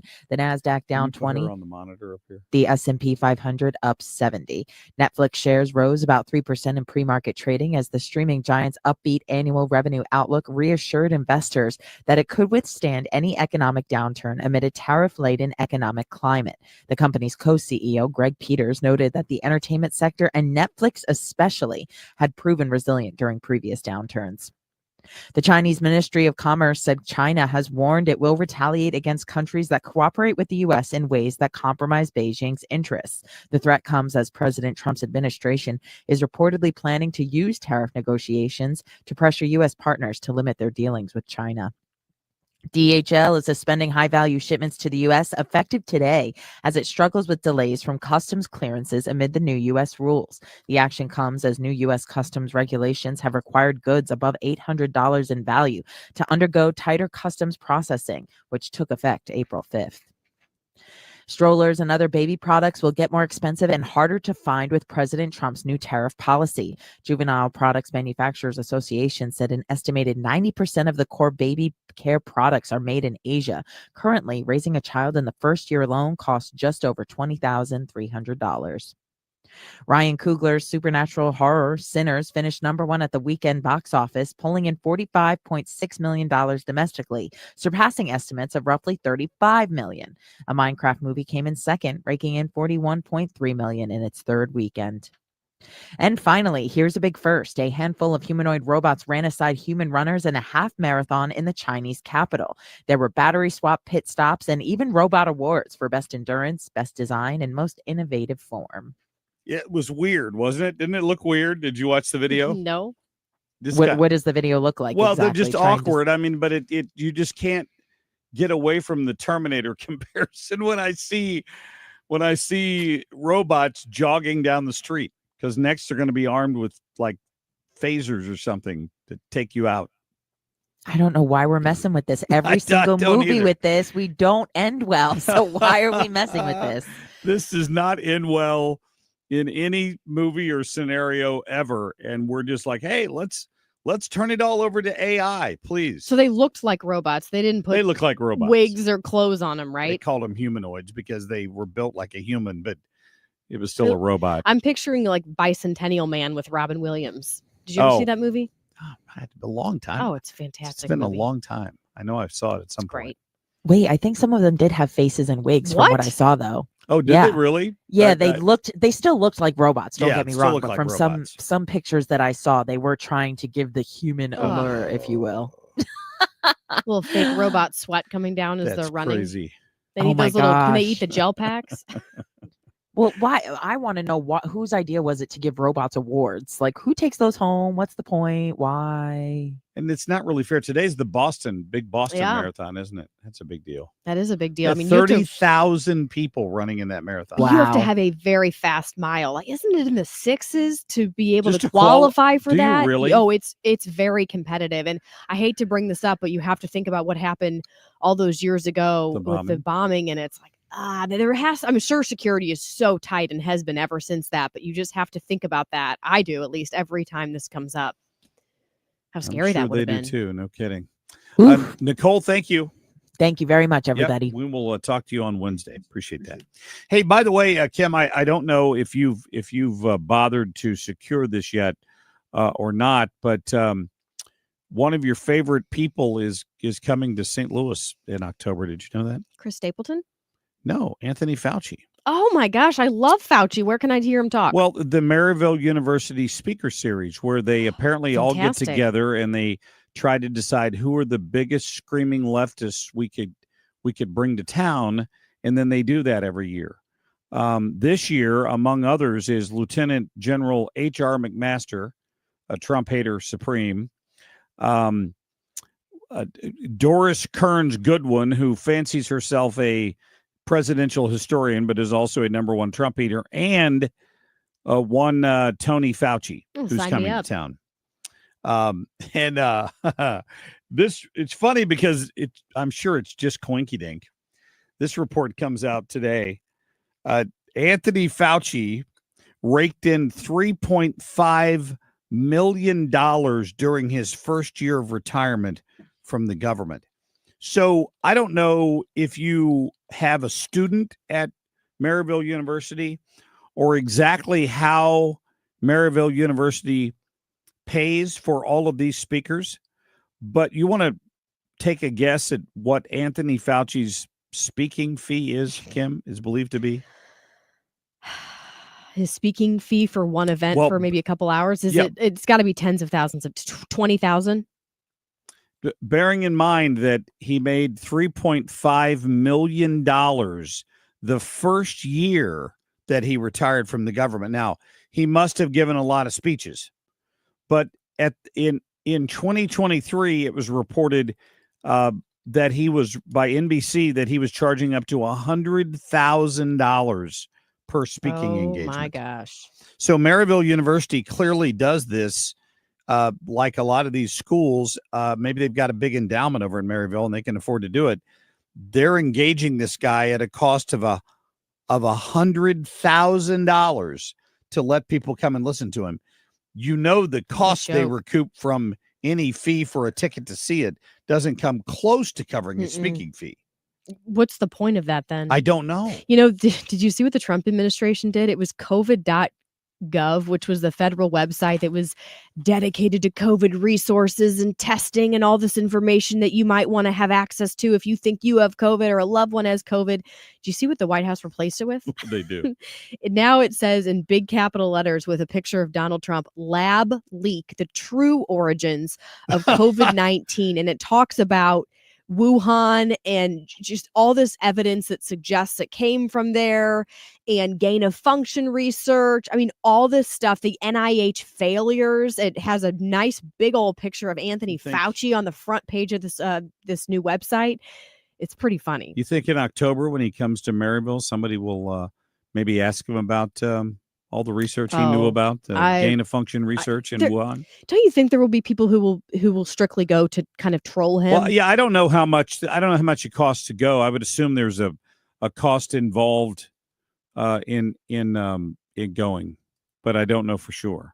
Maybe if you just wear like 14 masks. He charges $100,000 and they get all the biggest libs they can to speak at these events. It's unbelievable. That's academia for you. All right, we're going to get to a quick break here. Next hour, we're going to do real or fake news today with one Carl Middleman, who is still here in the building. He's outside the door out there right now, and he's going to come in and do his final version of real or fake for us to see who gets to pick the music this Friday. We'll be back in just a minute.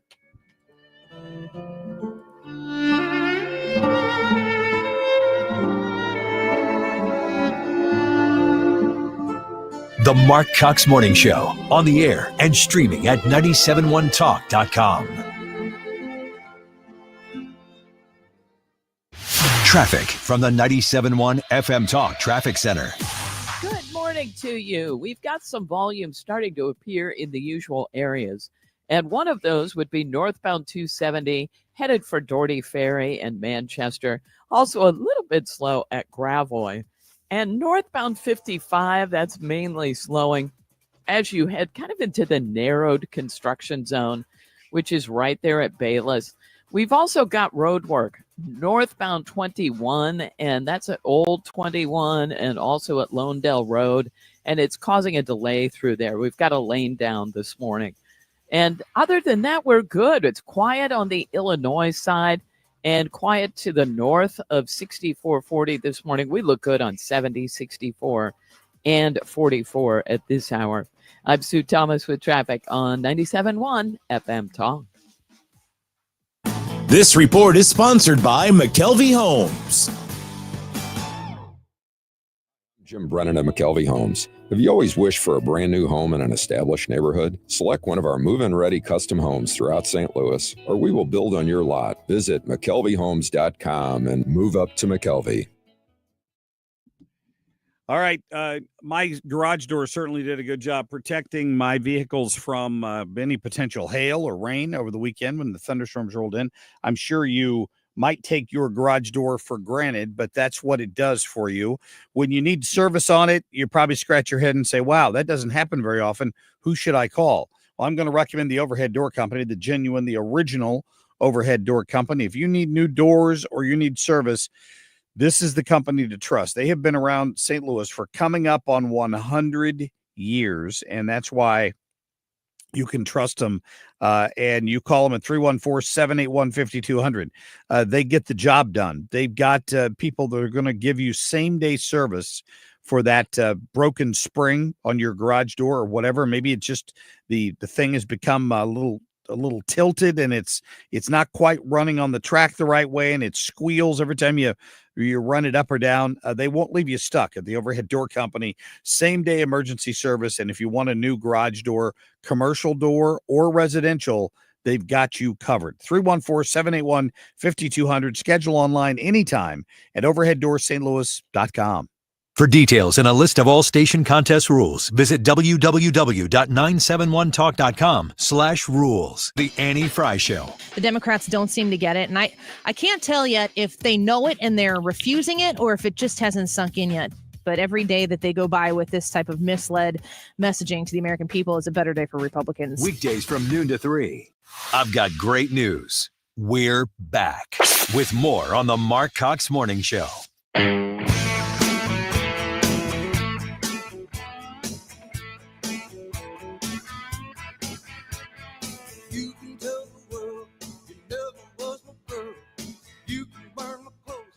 What's happening? Go, you know the thing. What the hell is going on? In other news. Well, the big news today that's making headlines worldwide is that Pope Francis has died at the age of 88. He died earlier today after making an appearance just yesterday on Easter, and he also met with Vice President J.D. Vance. You might remember he'd recently been in the hospital for quite some time with a bout of double pneumonia. So no official word on the cause of death, but we do know that he had been recovering from that. Yeah, we're still waiting to hear. We are going to get a live report coming up here at the top of the hour at 8 o'clock from Jonathan Savage with the Fox News Radio, who, of course, is covering this all morning. And maybe they have a better idea. For him to have made an appearance yesterday in public in the Pope Mobile and then be dead this morning, you almost have to think it was something sudden, right? Yeah, I mean, he'd been on rest, but it seemed like he was fine when he was out making appearances and things like that. So I don't know, more to come. Yeah, he's dealt with a ton of issues, like health issues. It seems like each week we were reporting on something else. Mm-hmm. Yeah, more to come for sure. Well, billions of cicadas are set to emerge again. But before you start panicking, not specifically here in Missouri and Illinois, but this could impact your summer travel plans. It is going to impact mine, which I'm dreading. As soon as next week, these cicadas that have been in the ground for, 17 years will start emerging in the East Coast. So here are some of the states that are impacted. If you plan to travel there, just get ready. Georgia, Tennessee, Kentucky, Mark, North Carolina, Massachusetts, Ohio, and Virginia. So it's not just the East Coast, but that's kind of the main area where the cicadas are going. And the thing to remember, so we're in the end of April, basically, May, June, July. So they never live more than, 30 or 60 days, something like that? I mean, it's like 5 they weeks. Emerge, and then they're gone. But when they're here, So they're unless awful. Unless you're... but they don't. What do you mean? They don't kind of. You bother hesitated. you. No. What? I'm they don't- sorry. Absolute Mark. They were flying into my head. Okay, yeah, but did they hurt you? Yes, they scared me, How and did that they was hurt you? that was traumatic. When they would fly into my Show head. me on the doll where the cicada No, hurt you. that it was emotionally traumatic. I remember my husband was driving one time, and he feels the back of his neck, and one was on the back of his neck. They don't bite. They don't They're sting. disgusting. They don't They're do huge. anything. They It's fly fun into to grab you. them by their little wings and watch them No, flop I will around. not touch one of them. And then their You nasty can shells fish are with them. everywhere. You can hook them on a Well, line, and my people- grandson and I fished with them. People were eating them. Remember some of these restaurants Well, were that's cooking carried up a little too cicada recipes because they Good were protein. so plentiful. Yeah. Well, you know what? I'm going to Massachusetts this summer, Mark. If you'd like me to grab Well, a few, you seem to love cicadas. Yeah, I'm but- happy to grab some for I you. think they may be gone by the time you get there. If they're coming out of the ground now, 5 weeks. Well, no, I mean, it's spread out. Some of them are not like Massachusetts isn't until May. I think late May, and I'm going in so they're June. going to be there. This is just the start of just it. in time just for you. in time. You're going to be taking one of those big hikes around the lake, and there's going to be cicadas all over the place. I'm really looking forward to that. Take a tennis racket and just have fun with them. I would enjoy that, actually. Yeah. You may have seen this on Instagram. Billy Ray Cyrus and actress model Elizabeth Hurley announced that they are officially in a relationship. That's, I guess, where you announce things is on social media. That makes it official. They did that yesterday in some sort of an Easter post. Achy Breaky Heart and Liz Hurley? Yes. Wow. She'd been with, Hugh Grant? And yes. he just filed for divorce last year. He's the idiot who cheated on her with a prostitute. This is going to be a fantastic relationship. I sense good things coming out of this. Wow. I had not heard anything from Billy Ray Cyrus in a long time. Well, we'll see the breakup post in a few months. Yeah. What lasts longer, the cicadas or the relationship? Oh, that's a good bet to take. Even though spot on. I don't wish failure on a relationship, but I mean, come on. Well, the drummer of the Canadian rock band, The New Pornographers, has been arrested for possession of child pornography. What do you know there? The band says they immediately cut ties with the drummer. I hope I'm saying this guy's name right. Joseph Cedars. He was arrested after someone called from a Chick-fil-A in Palm Desert, California, about a man who was recording on his cell phone while an 11-year-old boy was using the bathroom inside the Chick-fil-A. Isn't that great? Sick people. Yeah. Sick. Yes. Scientists are celebrating, I'm grossed out, that they've now grown a nugget-sized piece of chicken using a new method that can deliver nutrients and oxygen to artificial tissues. They're calling this a major breakthrough in cultured meat. Labs have been producing these lifelike tissues for more than a decade. But I guess this is the first time it's been this big, because before they were just making these small, cell ball things that were less than a millimeter thick. So this is the first time they've had a nugget-sized piece of artificial nastiness. Yeah, I saw they could grow skin. Ew, what? too. Well, I mean, there could be applications for that for surgeries and things, but my goodness, they better have to put a big warning on the label if it says cultured meat. Just Mark would love to try this. One more quick one. Dr. Oz's granddaughter is okay after fainting in front of President Trump in the Oval Office. It happened just moments after her grandpa, Dr. Oz, was sworn in by RFK Jr. as the administrator for the Centers for Medicare and Services. Girl's mom says she's fine, and Trump went out of his way to make sure that her daughter and all the other kids were comfortable. I saw that. At first, nobody knew what was going on because they hurried all the press out of the room. Then the reports came in later that the young girl had passed out. Wow. All right, Kim, thank you. Coming up, we'll talk to Dr. Bill Hennessey about the growing shortage of MDs. The Cards, the Braves. Siteman Cancer Center game time 6:15. Play ball. Siteman Cancer Center, national leader in cancer. The home of the Cardinals. 104.1 FM KMOX. Do you have $10,000 or more in credit card debt? Are you barely getting by making minimum payments? With credit card debt reaching all-time highs, National Debt Relief is letting everyone know about great debt relief options now available to help people with overwhelming credit card debt. These options may reduce a large portion of your credit card debt. Get a free debt relief consultation when you call 800-586-4040. 800-586-4040. 800-586-4040. If you're considering an annuity as part of your retirement plan, we need to talk. Hi, I'm Bob Stockdale, Senior Vice President Investments with the ClearPath Wealth Management Group at Stifel and host of On the Money, Saturday mornings at 11 on 97.1 FM Talk. Annuities can be a useful tool for some retirement investors, but not all annuities are created equal. Every week, we meet clients who own complex annuities that don't suit their needs and, in some cases, actively undermine their retirement plan. Before you purchase an annuity, get a second opinion from the ClearPath Wealth Management Group at Stifel. Requesting a consultation is free of charge. To request a free consultation, contact us at clearpathinvesting.com. That's clearpathinvesting.com, or call us at 636-695-2650. That's clearpathinvesting.com or 636-695-2650. Stifel Nicholas and Company Incorporated, member NYSE and SIPC. Hey, your biggest choice in home restoration is who do you trust with your home, your most valued asset? Few can match Banner Construction's experience and dedication to excellence.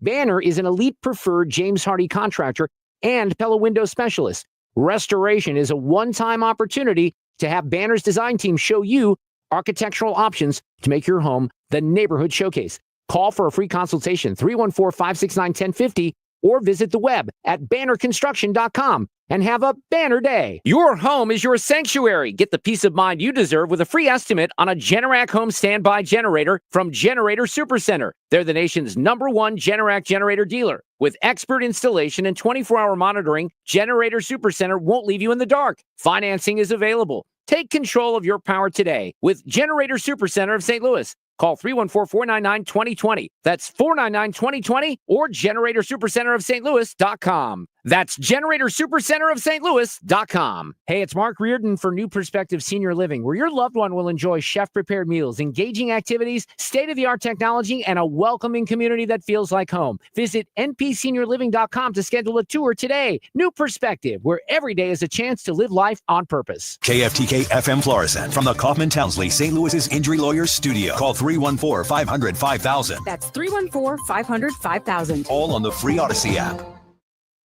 This is a Fox News alert. People are gathering at the Vatican, paying respects to Pope Francis. I'm Dave Anthony. Just 4 hours after we learned the Pope died this morning at the age of 88. He was such an eloquent preacher of divine mercy, but we also offer gratitude to God for the gift, the gift that he was. That's Cardinal Timothy Dolan a few minutes ago at St. Patrick's Cathedral in New York City.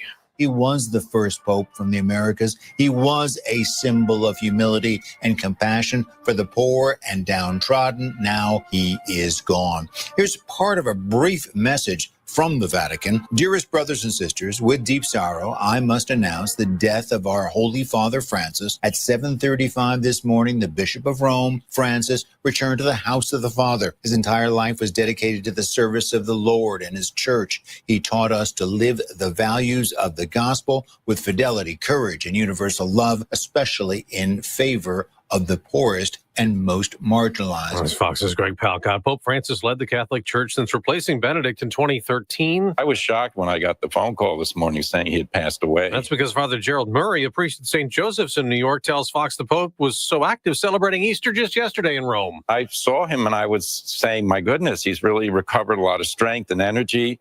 He got in the Pope-mobile and they travel around St. Peter's Square. They brought babies up to him to touch and to kiss. And I said, my goodness, he's putting a strain on himself, but he looks pretty good. That was after the Pope spent 5 weeks hospitalized in February into March, suffering from double pneumonia. World leaders are paying tribute. The White House posted on X this morning, rest in peace, putting up a picture of the Pope with Vice President Vance. The two briefly met yesterday. Vance, in a statement on X, wrote, "My heart goes out to millions of Christians all over the world who loved him." America's listening to Fox News. Don't get suckered into the same old free phone game by Big Wireless. There is a better way. Pure Talk, my sponsor, my wireless company, has a better offer. The brand new free Samsung Galaxy with qualifying plan for $35 a month. You get unlimited talk, unlimited text, 15 gigs of data, all on America's most dependable 5G network. Just dial pound 250, say the keyword Pure Talk for your free Samsung Galaxy with qualifying plan. Pure Talk, wireless by Americans for Americans. I had the worst dream last night. You were in a car crash and the kids and I were on our own. We had to move out of the house because I couldn't afford it anymore. That's awful, hon. My brother got life insurance from Ethos and it only took 10 minutes. And he got $2 million in coverage for around $2 a day. It's all online. No medical exam. He just answered a few health questions right from his house. Ethos, here we come. Visit ethos.com/today. Ethos.com/today. Sample rate is a 10-year term life policy for 35-year-old healthy, non-smoking male.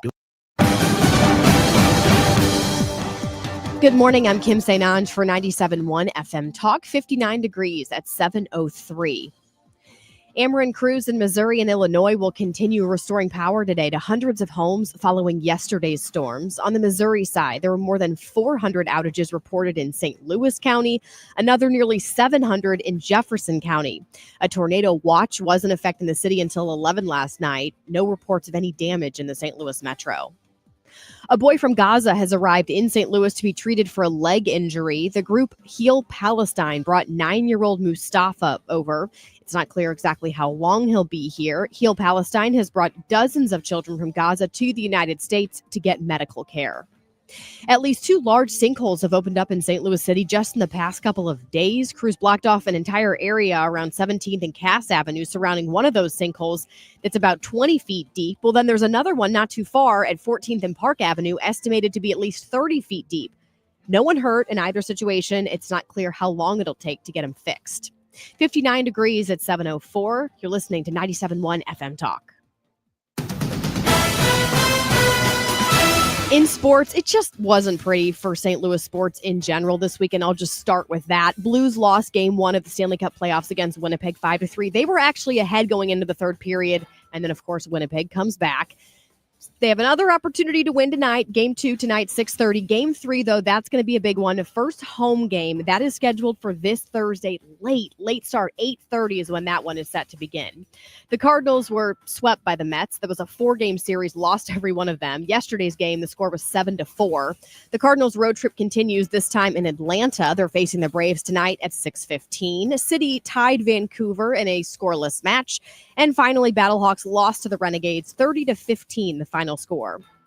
7:05 and 59 degrees at 97.1 FM Talk. Traffic from the 97.1 FM Talk Traffic Center. Northbound 21 drivers, it's a slow go in the construction zone this morning. Headed for Old 21 through about Lone Dell. And 55 looks pretty good at this hour, despite multiple construction zones. We've got a little bit of volume southbound 170.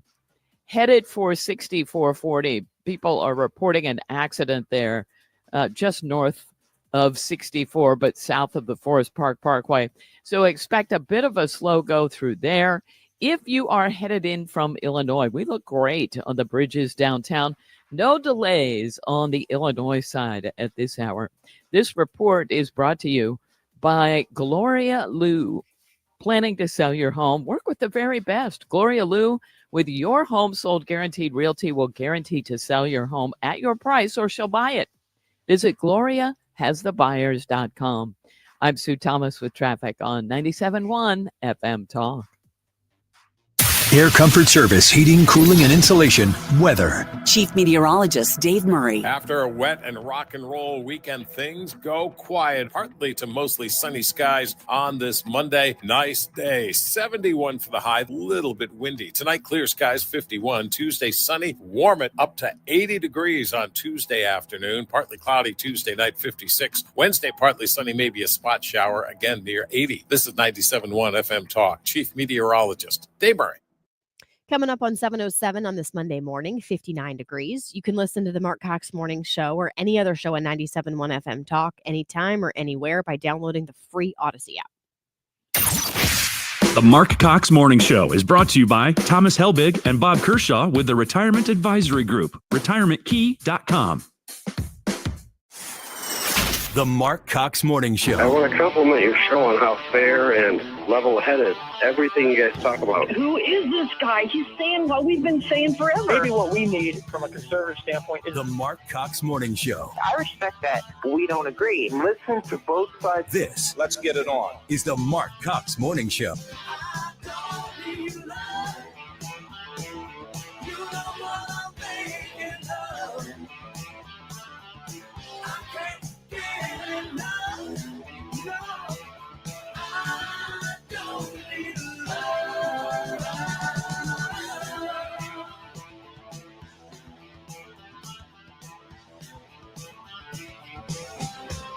Hey, welcome back. You're listening to the Marc Cox Morning Show. I'm Mark, and here alongside Kim St. Ange, Drew Young in the studio with us this morning, running the board, and Sue Thomas with your traffic. We'll get to all that for you coming up. The big breaking news overnight, the death of the Pope at age 88.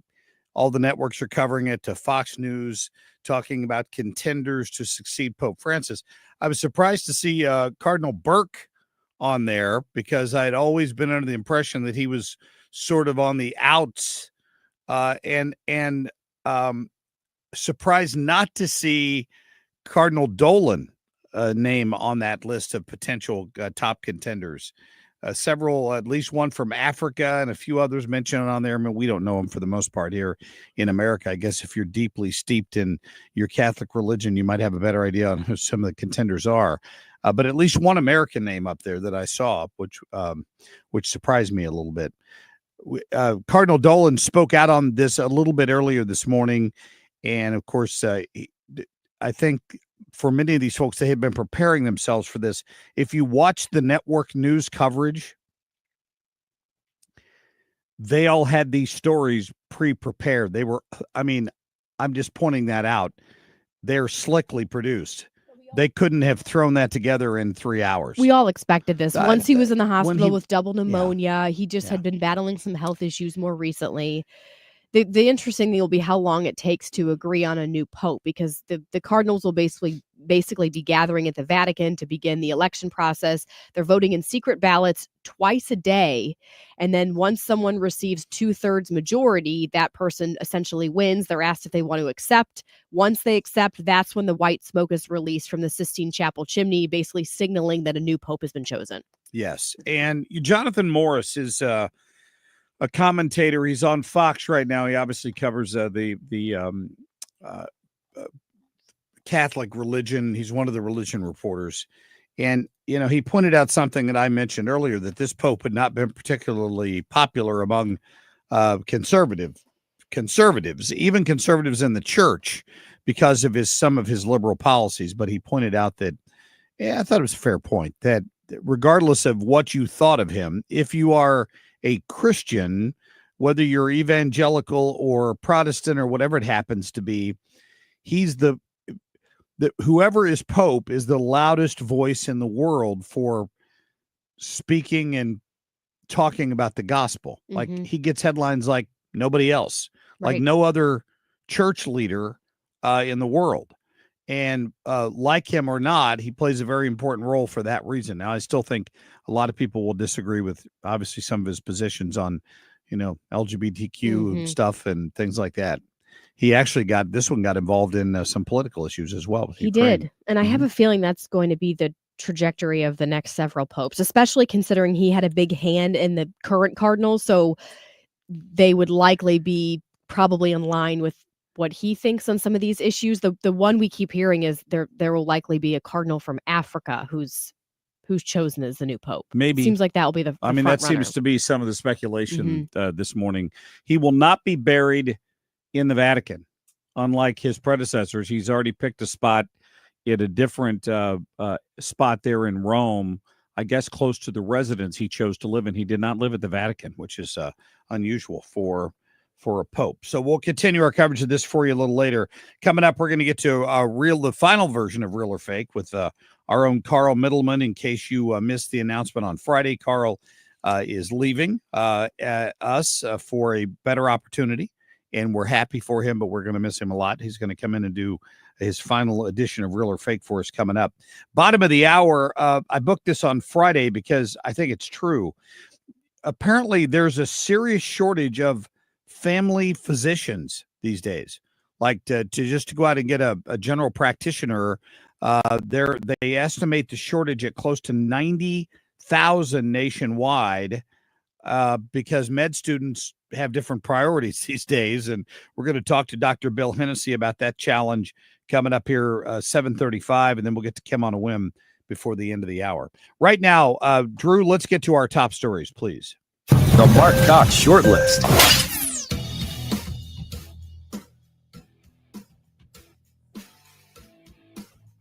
Pope Francis has died. That's come from the Vatican.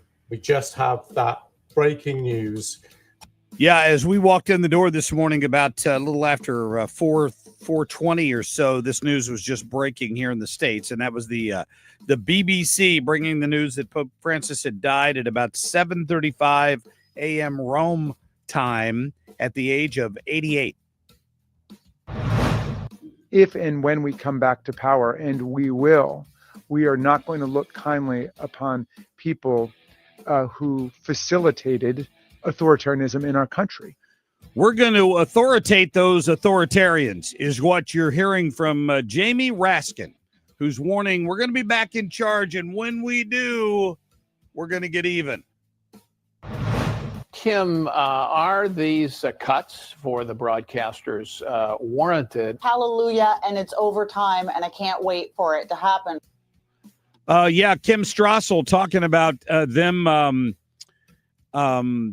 taking out the money from PBS. Finally, it's taken them so long to get around to doing this.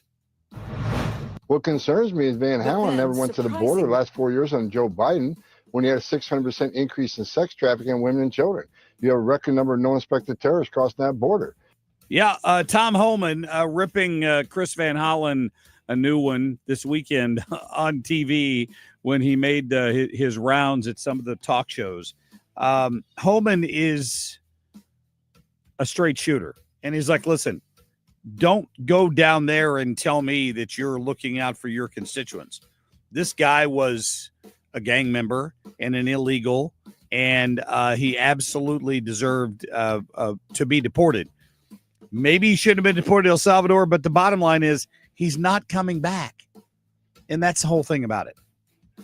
So I want to let you hear what Homan had to say. I think it's important because Chris Van Hollen came back and announced this weekend that, he only met with this guy to prove that he was alive, and we should be concerned about this. If one person's constitutional rights are being, taken away from them, the guy was not a citizen. He didn't have constitutional rights. He had 3 hearings in deportation courts. But that the left wants to control that because it doesn't fit their agenda. This is what Tom Homan had to say about Chris Van Hollen. Go to cut number 6, please. What concerns me is Van Halen never went to the border the last 4 years on Joe Biden when he had a 600% increase in sex trafficking in women and children. You have a record number of no inspected terrorists crossing that border. You had 250,000 Americans die from fentanyl overdose because of the open border. You got over 4,000 illegal aliens died making that journey, which is an historic record. What shocks me is he's remained silent on the travesty that happened on our southern border. Many people died. Thousands of people died. I've met with hundreds of angel moms and dads who buried their children that were murdered by an illegal alien. How many angel moms and dads has he met in the state of Maryland? That's what concerns me. I wonder why some investigative journalist hasn't looked into that. Maybe someone will. But you're right. I think what's confusing to me is this whole idea of due process. I mean, that's the number one thing I keep hearing. Tim Walz's daughter went on some rampage about it and was trying to say, oh, if this Garcia guy was Jesus in this case, the Trump administration would just deport him. They're saying, well, this guy, even though he's an illegal, has due process. That's found in the 5th and the 14th Amendments. Now, what's interesting, because I've been researching this morning, just so I can pass along that to all of you, is that this applies to someone whether they're a citizen or they're not. That is, I'll be honest with you, I don't think I fully understood that until today when I've been digging into this. Now, when we were talking to Hans von Spakovsky with the Heritage Foundation around 6:20 this morning, and you can listen to that on the Odyssey app, by the way, he was saying that that's very limited because he is illegal and there was a ruling from a judge to deport him. That's very limited. He had his process. What's confusing is what is the scope of that? Because I would agree that the judge, that was his due process. That was his process. But why does, let's ask the question though, why does someone who's here illegally in our country, why do they get due process? To me, if they broke the law, they came in here illegally. Well, the due process is, we don't just throw a bag over your head and toss you back over the border. We'll put you into court in front of a deportation judge, prove that you're illegal, and then we'll deport you. That's your due process. You don't have the same constitutional rights as a citizen. And it's ridiculous for the left to argue that and claim that Donald Trump's being authoritarian. This is your fault.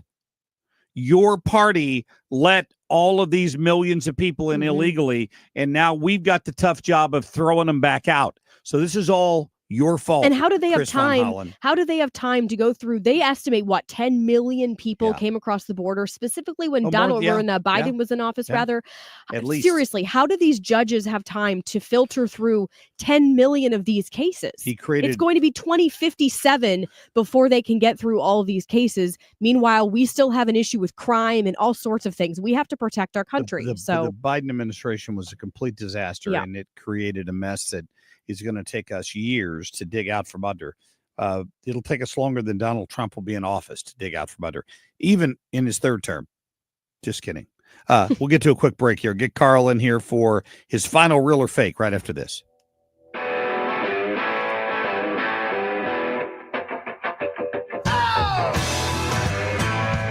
The Marc Cox Morning Show, on the air and streaming at 971talk.com.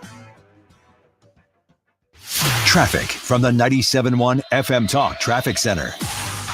Yeah, we are looking good on the roads. They just cleared that accident southbound 170 north of 6440. Now, MoDOT is reporting a stall westbound 70 just before 370. But it's on the right shoulder and it's westbound. It's not causing a massive delay. Now, the biggest jam I see at this hour is on northbound 21. We've got road work and lanes down between Old 21 and just past Lonedale Road. That's causing a delay this morning. Northbound 55 looks pretty good at this hour. And we still look good eastbound 70, 64, 40, and 44 out west into downtown. Quiet on the Illinois side as well. No delays on the bridges. I'm Sue Thomas with traffic on 97.1 FM Talk. Get ready, St. Louis. The largest Walk for Wishes in the nation is back. Join us on May 3rd at Energizer Park in downtown St. Louis for the Walk for Wishes and 5K race presented by Spectrum. Run, walk, roll, or stroll and celebrate the power of a wish with a 5K race or 1 mile fun walk, all benefiting our local Make-A-Wish chapter. Sign up today and help grant life-changing wishes for children with critical illnesses. Visit walkforwishesstl.com to register today. It's my last hope. The next step is getting them in the right arch supports. Our goal is to have that long-term change for them, to see someone that is in pain. I change things for them. See how we can help you with a free fitting at the Good Feet store. Hi, this is Kelsey Grammer. When military service members head into battle, none are expected to face the enemy alone, but many return home and become isolated as they struggle with the visible and invisible wounds of war. It can be difficult knowing how to overcome that challenge and rekindle bonds similar to those formed in the military. Wounded Warrior Project supports these injured veterans through their recoveries by connecting them with fellow warriors and their communities. No one should fight this battle alone. Join us at woundedwarriorproject.org.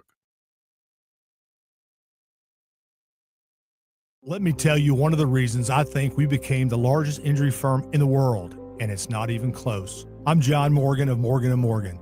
My wife and I had a plan early on. In our firm, our lawyers only work on certain types of cases. Our products liability and dangerous drug lawyers only work on those cases. Same for car crashes, workers' compensation, medical malpractice, and insurance disputes. Our thinking is for these lawyers to focus on one area of the law and live it and breathe it. Power comes from knowledge. Many lawyers do everything, jack of all trades. Not us, and we don't charge an hourly rate. You only pay us if we win. If you want to hire us, it's easy. Dial Pound Law on your cell phone, pound 529, or visit forthepeople.com on your phone or computer from the comfort of your own home. Let us get to work for you. Morgan & Morgan, forthepeople.com. Injured? Dial Pound Law or visit forthepeople.com for an office near you. Well, our tax code is so completely nuts in this country and complex that the average person has no idea how to really make the most of it, right? Which is why some of us take our taxes to be done by other people. Well, according to financial and tax architects, the number one tax saving strategy for your retirement savings is hidden inside IRS tax code 1.408A-4. And if you want to know what that is and really what to do with the retirement money that you have saved so far, it's great to save it, but how do you take advantage of these things that will let your money go further in retirement? Well, they tell you they do a 3-hour adult education class called Retirement Planning 101, and they do it for free. You just bring 3 canned goods for the St. Louis Crisis Nursery. There are still a few openings for classes this month. Give them a call and register, 314-947-2012, 314-947-2012. If he were a baseball player, he'd be batting 1,000. The Marc Cox Morning Show. We are fighting the fake news. Real or fake? Fake, phony, fake. News quiz. It is time for the real or fake news quiz. Feels Thank you, weird. Carl. Why does it feel weird? I know, Because you were just out of the. You've I haven't only been out in it. I know. for 2 hours. I know, but it feels odd. All right. All right, so it's time for the real or fake news quiz. Last time Drew Young won, he picked all songs about birds. Was there a reason for that? Yeah. You like birds? Why? That's just the first song I picked. It was about a bird, or it was bird related. So What with that there you theme? go. Had And Carl then he fill picked in. another one, Yeah. which was also about birds. And he's like, you picked the other 7 that are about birds. So thanks. So Yes. spoiler Good. alert. What was it? The Sammy Hagar? Yeah. So Carl picked that one. I picked Nice. that. But I got Yeah. props for it. I'll take it. That's right. I blamed you. I mean, I gave you credit. Yeah. So Fair. today I'm going to give the people in the room headlines, and they're going to tell me if they're real or fake. So, Mark, you did not win. Ethan won last week, and he's not here. So, Drew, we'll start with you. Okay. Real or fake?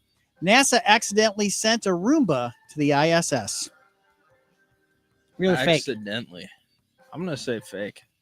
Mark Cox. I'm going to say fake. Kim St. Ange. I'll say real. It's fake. All right. Sorry. I don't think much gets accidentally loaded onto the Right. space shuttle. Because Okay. weight 'Cause of the is weight. so important. Yeah. Oh, Yeah. good point. Mark Cox, real or fake? A quote unquote time traveler was arrested in Cleveland for spoiling Super Bowl 2029. Real or fake?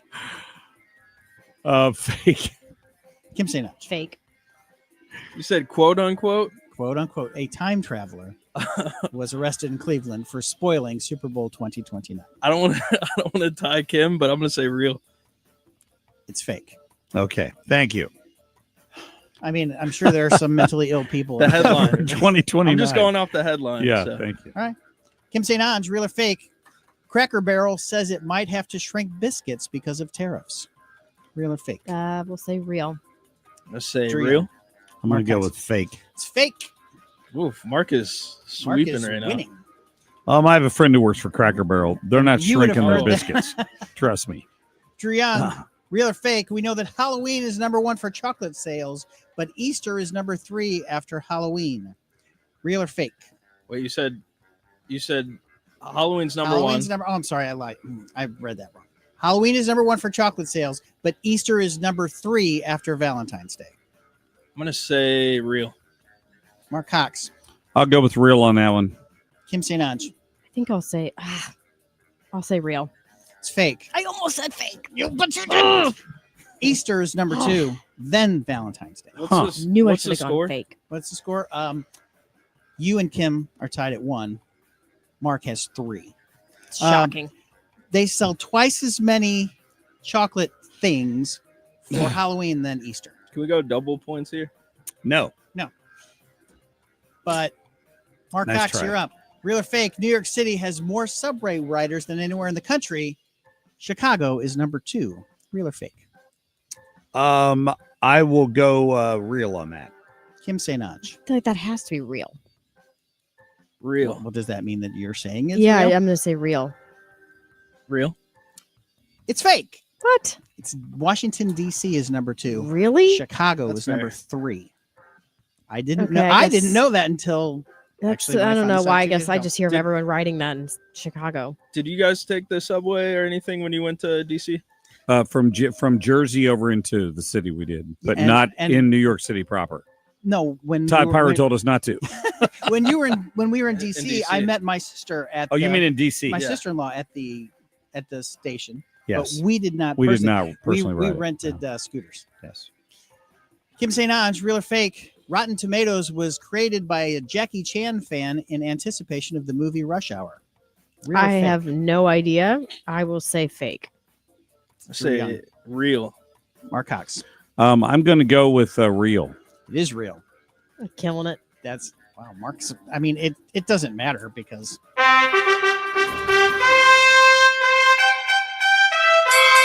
Winning. Mark Cox is your winner today. Carl Middleman, we're going to miss you, my friend. Can I just tell you that? Yes. I But might we- still write these for Ethan. But we wish you the very best. Thank you very much. I appreciate it. And I will miss you guys. And I won't miss doing this because you guys are too smart for that usually. I don't know about that. Carl abandoned us. Coming up, we're going to get to the question of whether or not there's a huge shortage in America of medical doctors for your family. We'll be back in just a minute. Don't get lulled into believing the IRS is getting soft. It's just the opposite. Hi, this is Lance Story with the Lance Story Law Firm. We are being told by IRS collection officers that their higher-ups are demanding that they get more aggressive than ever. So don't ignore them any longer. Level up. If you have unfiled returns, unpaid taxes, levies, or liens, call the Lance Story Law Firm today and let us get between you and the IRS. We'll protect your rights, including your right to appeal or even your right to take the IRS to tax court. Remember, IRS problems are legal problems, and they need to be handled by an expert attorney team who's done it for decades. So call the Lance Story Law Firm today. We're local. Our office is right here in St. Louis, or visit Lance, DRURY, law.com to schedule your free consultation with your local tax resolution law firm, the Lance Story Law Firm, 314-260-6120. The choice of a lawyer is an important decision and should not be based solely upon advertisements. You want to retire soon, but everyone keeps telling you to wait until you're 65. After all, that's the age that you qualify for Medicare and you're close to full retirement age. I'm Marvin Mitchell, president of Compass Retirement Solutions. In my new book, Retire Early, The 9 Critical Decisions When Retiring Before 65, I discuss proper planning to help make early retirement possible. When to take Social Security, what to do with your 401k, healthcare, how to maximize retirement income, and much more. Get a complimentary copy of Retire Early by calling 1-800-743-8510. That's 1-800-743-8510. Can you retire early? Call 1-800-743-8510 for your copy of Retire Early, the 9 critical decisions when retiring before 65. Investments and services offered through Compass Retirement Group, a registered investment advisory in Missouri and Illinois. Compass Retirement Solutions is not affiliated with the U.S. government or any governmental agency. Morning, I'm Kim St. Ange for 97.1 FM Talk, 59 degrees at 7:30. 3 men were arrested over the weekend following reports of people riding dirt bikes recklessly in downtown St. Louis. Multiple people called in complaining these dirt bikes were weaving in and out of traffic and performing stunts. 2 of the men arrested were from Pacific, the other one from the state of Indiana. A St. Louis County man is facing charges after getting into an argument with a Starbucks employee over a mobile order. It happened Friday at the Starbucks in the 3700 block of South Kings Highway. Court documents show the man picked up a table at one point that was outside that Starbucks and threw it at the windows, shattering one of them and cracking another. In sports, Blues lost Game 1 of the Stanley Cup playoffs against Winnipeg 5-3. Game 2 tonight at 6:30. Cards were swept by the Mets. That was a 4-game series. Road trip continues in Atlanta, facing the Braves tonight at 6:15. City over the weekend tied Vancouver in a scoreless match, and Battlehawks lost to the Renegades 30-15 was the final score. I'm Kim St. Ange for 97.1 FM Talk. Traffic from the 97.1 FM Talk Traffic Center. An accident westbound 6440 near Hanley. Looks like the center lane is blocked and the right shoulder. Kind of an odd combination there. Police are not yet on the scene, but boy, this is really creating a jam behind it. So if you are westbound on 64 and you're starting to line up near Clayton Skinker, that would be why. Now, other than that, it hasn't been bad. Northbound 55, some slow-moving traffic right around Bayless in the construction zone. Eastbound 70 is in good shape, and eastbound 64 isn't bad either. Now, northbound 270 has a little bit of volume at Gravois, and northbound 21, some slow-moving traffic at Old 21 where they've got road work today, but it looks better at 270 itself. On the Illinois side, it's pretty quiet as well, and we look good as you head for the bridges downtown. I'm Sue Thomas with traffic on 97.1 FM Talk. All right, the rain this weekend. Wow, we got quite a bit of it in some areas, not so much in others. But if you ended up with water in your basement where it's not supposed to be, you need Home Shield Foundation repairs. That's homeshieldfoundationrepairs.com. When you go to that website, you will find all about my friend Matt Hayes. He's the owner of this family-owned company here in St. Louis. When you call them, it's Matt, not a salesperson who comes to your door. and takes a look at the basement and then tells you exactly what the solution is to the issue without trying to upsell you on a bunch of stuff. He's a foundation specialist. This is the guy you want to meet with. I know Matt personally. He's a great guy. He can talk to you about fixing those cracks in the wall where maybe some water seeps in on occasion. They can do that waterproofing, and guess what? You get a lifetime warranty when they leave. They can replace your sump pump or dig one for you if you're in need of one. Maybe you didn't need one when you moved in, but soil changes over the years. Or if you've got bowing walls, which is a structural issue, they can fix that with the InvaBeam by Fortress, which comes with a lifetime warranty from the manufacturer. Go check them out on the web, and you can see exactly what to do. Some great instructional videos on there. It is HomeshieldFoundationRepairs.com.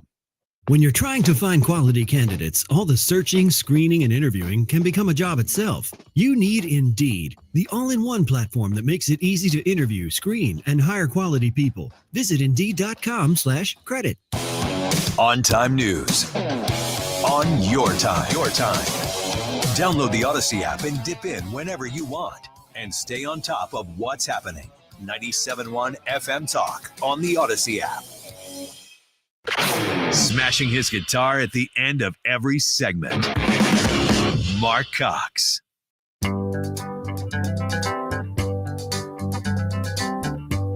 We're caught in a trap.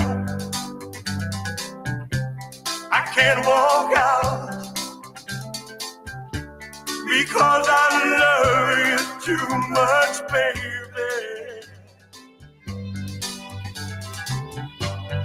Why can't you see what you're doing to me when you don't believe a word I say? All right. A little earlier, before we get to our guest here, I had mentioned the fact, Kim, that Dr. Anthony Fauci is going to be coming to St. Louis. And we just found out that in his first year after leaving government, he made $3.5 million in speaking fees. There were that many people interested in hearing his lies in person, and they paid him on average $100,000 per speaking appearance. And then I find out he's coming to Maryville University.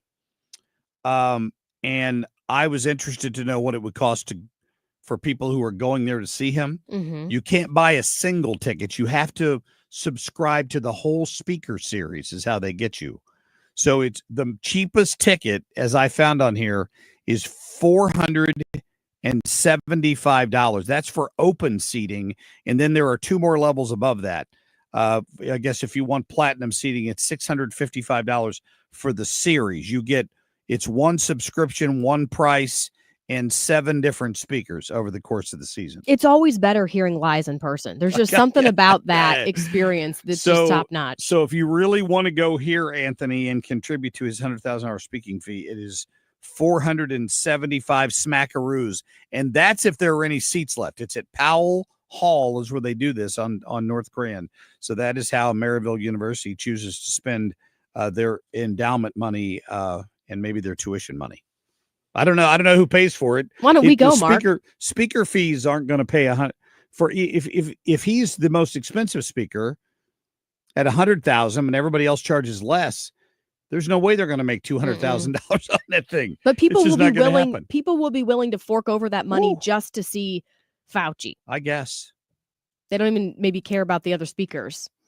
Well, they probably don't. If I had to guess, that's what's going on with that. Drew, do I see our guest on there? All right. Thank you. I appreciate that. We talked about the fact that America is in need of more family physicians. What is going on here? There's appears to be a shortage. You got Dr. Bill Hennessey joining us. He's an associate professor of political science at Tarleton State University. And Dr. Hennessey, good morning. Hey, good morning. I'm actually self-employed co-founder of Care Guide. Oh, awesome. A medical cost savings company, but that's okay. Belated Happy Easter. They must have gotten the title wrong for me here. I apologize for that. Happy Easter to you, sir. We had to have seen this coming, right? If there's a shortage of family physicians. Yes. There's about 900,000 physicians in the United States. So the report that we're talking about says 90,000 short. I think it's probably going to be more. And there's three key reasons. The electronic medical record, how much a medical student education costs, and the third would be women in healthcare. Wow. So I would assume that how much a medical education costs plays into the fact that they need to make more money once they're finally able to get their medical certification and work. Correct. Follow the money. If you're paying $300,000 for a 4-year medical student college degree, and then before that you might have $50,000 to $100,000 or more from your undergraduate degree, good luck making $175,000, taking taxes out of that, and already having a $400,000 mortgage, and that's not really a mortgage. That happens to be your student loan debt. I have a couple questions. You said women in healthcare. How does that tie in? Well, back in the 1970s, only 7% of women or physicians were women. Now it's half of them. They say they wanted to be treated equal, but they don't. They want to have kids and raise families. So they're working. Now we got half of the physician workforce working part-time. Oh, I know there's some working full-time, but there's a lot more part-time women physician workers than there are male counterparts. So Dr. Hennessey, I'm surprised to hear those numbers in terms of what a family practitioner can make. Are these people like that are independent? They have their own office? Because I've heard it related before that people who are coming out of school that are going into like emergency medicine and all of this are making $500,000 or $600,000 a year. They're not making that much a year. I mean, you got a lot of ER doctors still making between $200,000 and $300,000. They're not making that much, but there are plenty of primary care physicians making under $200,000. They need to make more. They work hard. I think they should make more. They should be reimbursed higher.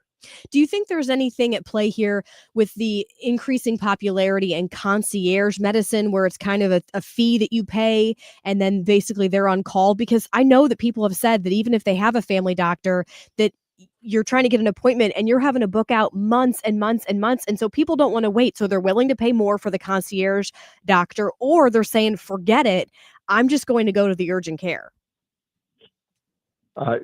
You're exactly right. That's happening on both accounts. 100 million Americans do not have a primary care doctor. A lot of them between ages 20 and 40 will just use the urgent care if they needed a doc. That's what you're saying is absolutely true. Now, it's called DPC, direct primary care. Fees can often range between $50 to $75 a month, but you get a hold of your doctor whenever you want, and the only problem with that is it can't be wide scale. It works. It works well. Multiply the numbers I gave you times 12. It's a lot less than what you pay for health insurance, but 99 out of 100 of us only need health care in any given year. Yeah. So it's a very effective tool, but 2 out of 3 of the 900,000 physicians are employed by hospitals. They're not your direct primary care concierge doctors. Those are controlled by the hospital systems to make the most money off of each one of us. So we're pulling from the 1 out of 3 that are independent. Yeah, it's a good point. Well, I mean, the shortage then is obvious. And then on the consumer side, you've still got the expensive health care. Is that what Care Guide Advocates is all about? Yes, we're saving money before and after care. So before care, we can tell you where to go and what to pay. You may get a bill, but it's not going to be a surprise bill. It's going to be a fair one. And afterward, we have a program called Hospital Bill Eraser. When you see that big number in an unitemized bill and you know you're being ripped off, you say 2 words, hello, Care Guide. We're going to take on the hospital for you and give them a taste of their own medicine. Wow. Yeah, I my mother was hospitalized. She's got a Cadillac healthcare plan. She's a retired teacher. She's got a, Aetna and Medicare and all that stuff. And I think her hospital bill was like $48,000, and she ended up having to pay like $500. Mm-hmm. But that she was in the hospital for 7 or 8 days, and then she was in She was in a nursing situation after that for a little while for rehab. I couldn't believe how much it was. And you got to assume some of those are $100 Band-Aids, right? There is, I call them billing shenanigans and federal violations in every hospital bill, directly or indirectly. And I mean every single one. So we beat up the hospitals significantly. Under the Affordable Care Act, nonprofit hospitals have to give back free and discounted care. 100 million people qualify for free or discounted care. They just don't know to speak to the financial counselor of the hospital. Best thing we can do, folks, is stay healthy. Yep. I do want to touch one more. The third reason was the electronic medical record. You hate them, and we doctors hate them. Those are those damn iPads we stare at instead of looking at you and having a human-to-human interaction. Yeah. They slow the average doctor down by 25%. So even a smart, software-savvy physician is slowed down 25. There's your 25% physician shortage. Get rid of the current damn EMR that's just being used to make the hospital money, and there's no physician shortage. Right. Interesting. Yeah. Dr. Bill Hennessey, we appreciate your time. Where can people find out more about Care Guide? CGASaves.com. That stands for Care Guide Advocates. CGASaves.com. Putting the care back into healthcare. You bet. Dr. Hennessey, thank you. Thank you. Yep. Take care of yourself. Yeah, that's interesting. He was telling me some stuff I hadn't heard on there before. A lot of people, myself included, have used telehealth, and those are not your family physicians. You don't even want to leave. You feel like crap. You're just looking to get some sort of a diagnosis so you can get medicine. So you just basically FaceTime a doctor. So I think there's a lot of reasons why they're not doing this. And to his point, I mean, talking about some of the things, the charges with hospitals, if you do not have insurance, your bill will be far less than if you have insurance. That is messed up, where if you're going through an insurance company, it seems like they jack up the rate because they know that they can likely get more. Well, they also have to ring the cash register. These big healthcare conglomerates, and most doctors' offices are connected to hospital systems now, have put plump rules in place that you have to ring the cash register. I get a notification the other day that one of my mother's medications was not renewed, right? And we had to call in to try to figure out why the doctor had not renewed her prescription for a certain medication that she has to have. I found out it's because it had been more than 6 months since she had an office visit. So in other words, even if she's doing just fine, you got to come in and ring the register in order to get your next prescription. Yeah. That's sort of the message I got from that. That's 100% it. That's It's like for absolutely your eye health. I have contacts, and I'm telling you, I know that my prescription has not changed, but they will not give you new contacts until you have an annual exam, and you have to prove that. So it's just another way to cha-ching, make more money. I'm with you. All right, coming up, we're going to talk about the Pope? Yeah, we've been talking all morning, this big breaking news. Pope Francis has died at the age of 88. But just here in the last couple of minutes, we have new information. A possible cause of death has just been revealed.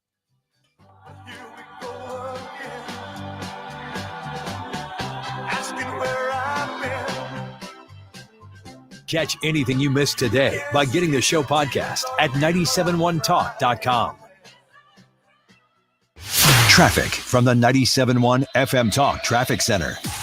Good morning. We've got an accident on 6440 westbound at Hanley, and they have taken this from the center lanes. They're trying to get it off to the right side, but they've got essentially the two right lanes blocked. And that, of course, has created a jam behind it back through Hampton. Now, that is the worst of it this morning. We've got moderate volume along northbound 270 headed for 64. We've got 55 slowing just north of Rebus Barracks, mainly around Bayless, headed into downtown. And eastbound 70 and 64 actually look pretty good from out west into the city. Eastbound is a little slow at 170. But we look good on the Illinois side and really generally in good shape. It's the exception is that accident westbound 40 at Hanley. I'm Sue Thomas with traffic on 97.1 FM Talk. Let's talk about Michael's Flooring Outlet and the mess maybe that got tracked into your house from your pets or your kids when all that rain hit over the weekend. It was a messy weekend, let's face it. If you are looking for ways to avoid that. Maybe you need some of this waterproof flooring or some new luxury flooring on the inside, the luxury vinyl, they call it, which doesn't look like vinyl at all. Mike Reynolds and the folks at Michael's Flooring Outlet will blow your mind with some of the flooring they have to offer up there. They'll even bring it right to your living room and let you lay it on the floor and see what it would look like with your paint scheme and your furniture and all of that. They try to make it as easy as possible, and it's really because Mike takes customer service seriously, or I don't think he would have been in business and going on 30 years now. So go pay him a visit if you prefer to do that. They're in Old Town St. Peters. That's where the warehouse is. That's where the do-it-yourself desk is up there. They're in Darden Prairie if you're also in St. Charles County, or they're in West St. Louis County, just west of Olive. I say on Olive, just west of 270. Stop and see them. Tell them you heard Marc Cox bragging about them. Go online anytime. It's igotfloor.com. Beat the spring cleaning rush and call our cleaning heroes at Zero Res. This month, get 3 rooms Zero Resified starting at $119 and take $75 off your air duct cleaning package. Visit ZeroResSTL.com today and tell me what the 97.1 FM Talk Mark Reardon special. Siteman Cancer Center game time, 6:15. Play ball! Siteman Cancer Center, national leader in cancer. The home of the Cardinals. 104.1 FM KMOX. Americans love using their credit cards, the most secure and hassle-free way to pay. But D.C. politicians want to change that with the Durbin-Marshall credit card bill. This bill lets corporate megastores pick how your credit card is processed, allowing them to use untested payment networks that jeopardize your data security and rewards. Corporate megastores will make more money, and you pay the price. Tell Congress to guard your card, because Americans lose when politicians choose. Learn more at guardyourcard.com. Paid for by the Electronic Payments Coalition. Let's show our appreciation for local heroes. Marc Cox here. Nominate a first responder and their department could get lunch from Grill Master Tony's. I'll personally deliver it. Share their story at 971talk.com. Nominate them today. Always giving you more. The Marc Cox Morning Show.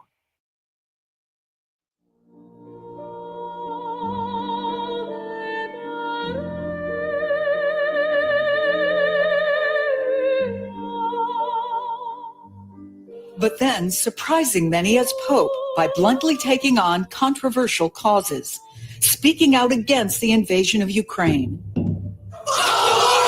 criticizing those who wouldn't wear masks during the pandemic, calling couples who had pets instead of children selfish, and as the first Pope to address a joint session of Congress, challenging the U.S. to open its arms to refugees and abolish the death penalty. Kim on a whim.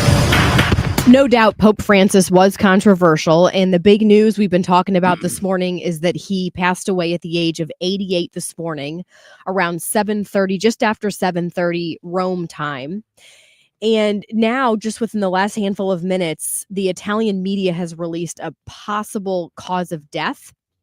They believe that he died due to cerebral hemorrhage, possibly a stroke, which they're saying is said to be unrelated to the respiratory problems that you'll remember he had in February. He was in the hospital for quite some time with double pneumonia. He was then put on rest when he was finally released. He was just making an appearance yesterday for Easter. He was riding on his, what do they call it, the Pope Mobile? I think they have a different name for it now, but he was riding around. He met with Vice President J.D. Vance, who I guess would have been one of the last people to see him before he passed. Vance, by the way, tweeted out about 4 hours ago that he had just learned about it. My heart goes out to the millions of Christians all over the world who loved him.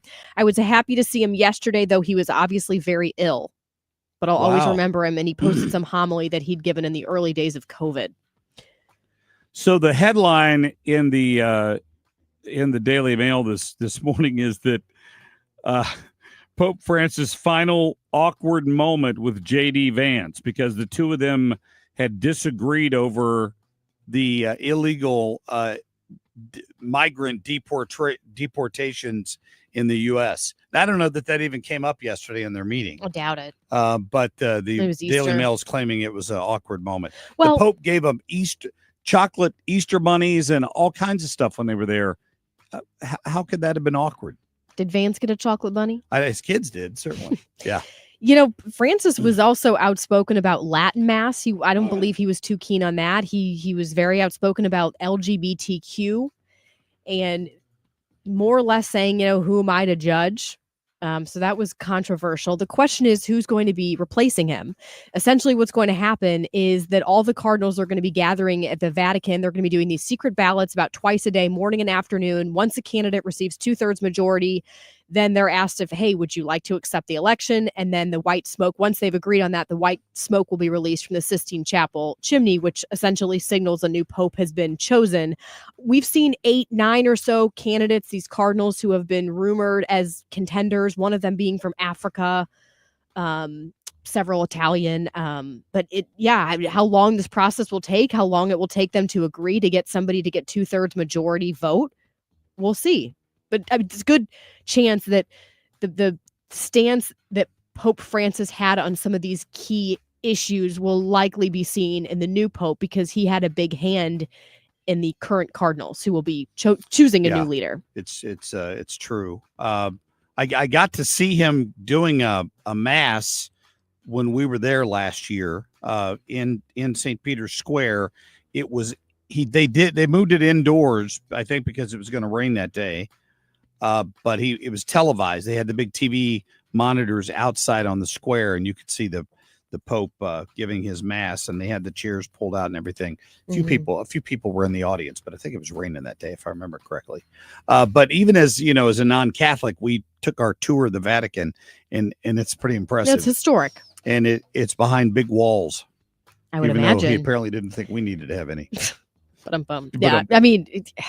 I'm disappointed in some of the stances Pope Francis take. Like you said, I'm not Catholic, so it's not like it directly affected me, but I didn't like the direction he was taking the Catholic Church. And it's not going to get any better. No, it's not. I don't think it will be. Say that because he apparently has appointed half of the cardinals that are going to be picking the new pope.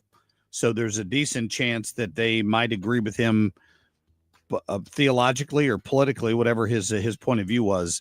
On a lot of these issues. Cardinal Dolan is speaking right now. Should we try to dip into this, Drew? If you could pull up Fox here for a moment. Cardinal Dolan from St. Louis. A Latin term, sede vacante. The chair is empty. The chair of St. Peter. We got his chair in which he sat when he came to New York. It's in the sanctuary, empty, okay? So communally, there's a sense of sadness. Personally, I feel a sense of loss because, I mean, I can't say I knew him extraordinarily well, but I was pretty close to him as being in the conclave that elected him and being with him dozens of times during his 12 years of pontificate. And he was extraordinarily sensitive. I won't forget when he called me when my mom died. I won't forget when he called in the middle of COVID, just when COVID had started, to say, how are things in New York? Wow. I won't forget. I had no idea. He will be one of the Cardinals, obviously, that gets to vote for him. They've got to be they've got to be under 80. Dolan is 75. By the way, Fox is breaking that the Pope's body will be put in the coffin 1:00 our time. So things are moving very quickly, it sounds like. They are. All right. A quick break here. We'll get to Jessie Jane Duff from the White House lawn where the Easter egg hunt is taking part when we come back. Personal injury law firm that wins. Onder wins. For over 100 years, we've been fighting and winning for St. Louis. $5 billion in negotiated settlements? We've got it. $300 million in verdicts? Done. Voted best law firm by STL Today 2 years in a row. Onder wins all the time. Car accident, trucking accident, workplace injury. No matter the case, let Onder win for you. When the stakes are high, we're the team you can trust. Wondering what your case is worth? Call now for a free consultation. And remember, we don't get paid unless you win. Dial 314 or 618-9-million. That's 9, then all zeros. Or visit onderwins.com today. Onder Law. Winning is what we do. The choice of a lawyer is an important decision and should not be based solely on advertisements. Past results afford no guarantee of future results. Every case is different and must be judged on its own merits. It's Mark Reardon from my friends at Zero Res, and I want you to beat the spring cleaning rush with big savings and priority booking by calling my cleaning heroes at Zero Res. They were just in my home recently. The carpets are nice and clean. You can feel the difference in the home, and you too can step into a fresher, cleaner home this spring with Zero Res. Let's face it, spring is time for a renewal. Let Zero Res help you refresh your home with clean carpets, fresh floors, and improved air quality. Let's do the air ducts, right? Because your air ducts are like the lungs of your home. If they're dirty, your indoor air quality suffers. So here's the deal for the month of April with Zero Res when you mention my name or 97.1 FM Talk. 3 rooms starting at $119. You can take $75 off your air duct cleaning. Right now, call Zero Res. Book it today, 314-474-2020. Ask for the 97.1 FM Talk special or mention my name. 3 rooms starting at $119, $75 off the air duct cleaning package. You spell it backward or forward, it spells the same. Zero Res. Missouri education officials must be bad poker players. They keep doubling down on the same bad bet. Public school students haven't been reading or doing math at their grade level for way too long. Last year, a horrifying 40% were regarded as not college or career ready after high school. Many states have adopted school choice. Iowa, Oklahoma, and Arkansas all provide money so families can choose the public or private school that works for them. And Kansas has one of the strongest public school choice programs in the nation. Nearly every family in Missouri has given exactly 2 choices for their children's education. They're assigned public school or learning online. That's it. Our neighbors trust their parents to choose the right school for their kids. Missouri doesn't. So enrollment is already shrinking. That will mean fewer high school graduates, college students, and workers. A bad bet indeed. Check out our 2024 blueprint, Moving Missouri Forward at showmeinstitute.org. The Show Me Minute has been brought to you by Show Me Institute and Show Me Opportunity. KFTK FM Florissant from the Kaufman Townsley St. Louis's Injury Lawyers Studio. Call 314-500-5000. That's 314-500-5000. All on the free Odyssey app. This is a Fox News alert. Pope Francis is being mourned around the world. I'm Dave Anthony. The last time we saw him, Easter Sunday, the last words of Blessed Easter as he gave us his blessing. Cardinal Timothy Dolan paying tribute at St. Patrick's Cathedral in New York City just hours after we learned the Pope died. After he'd spent Easter meeting with the public in Rome, seeming to be improved after his 5-week hospital stay, battling pneumonia February into March. The Vatican released a statement this morning. It reads in part, at 7:35 this morning, the Bishop of Rome, Francis, returned to the house of the Father. His entire life was dedicated to the service of the Lord and his church. He taught us to live the values of the gospel with fidelity, courage, and universal love, especially in favor of the poorest and most marginalized. That's Fox's Madeline Rivera. The Pope led the Catholic Church for 12 years. President Trump put out a statement, rest in peace, may God bless him and all who loved him. White House Press Secretary Caroline Leavitt just told Fox. It's a solemn day for Catholics around the world, and we are praying for all those who loved the Pope and believed in him. And tributes are pouring in from leaders globally. Fox's Jonathan Savage reports from London. King Charles and Queen Camilla were among the final world leaders to meet Pope Francis when they visited the Vatican earlier this month. Charles says he's deeply saddened by Pope Francis's passing at the age of 88. There's new controversy for Defense Secretary Pete Hegseth. Reports he had a second Signal group chat discussing American attacks on Houthi militants in Yemen last month with his wife and brother and lawyer. The first Signal discussion became infamous when a journalist was mistakenly allowed into the chat. Back to White House Press Secretary Caroline Leavitt. She also just told Fox no classified info was shared. The president stands by Hegseth after leaks she called illegal. This is what happens when the entire Pentagon is working against you and working against the monumental change that you are trying to implement. And on Wall Street, falling futures suggest another sell-off coming. America's listening to Fox News. Don't get suckered into the same old free phone game by Big Wireless. There is a better way. Pure Talk, my sponsor, my wireless company, has a better offer. A brand new free Samsung Galaxy with qualifying plan for $35 a month. You get unlimited talk, unlimited text, 15 gigs of data, all on America's most dependable 5G network. Just dial pound 250, say the keyword Pure Talk for your free Samsung Galaxy with qualifying plan. Pure Talk, wireless by Americans for Americans. I had the worst dream last night. You were in a car crash and the kids and I were on our own. We had to move out of the house because I couldn't afford it anymore. That's awful, hon. My brother got life insurance from Ethos and it only took 10 minutes. And he got $2 million in coverage for around $2 a day. It's all online. No medical exam. He just answered a few health questions right from his house. Ethos, here we come. Visit ethos.com/today. Ethos.com/today. Sample rate is a 10-year term life policy for 35-year-old healthy, non-smoking male. Good morning. I'm Kim St. Ange for 97.1 FM Talk. 59 degrees at 8:03.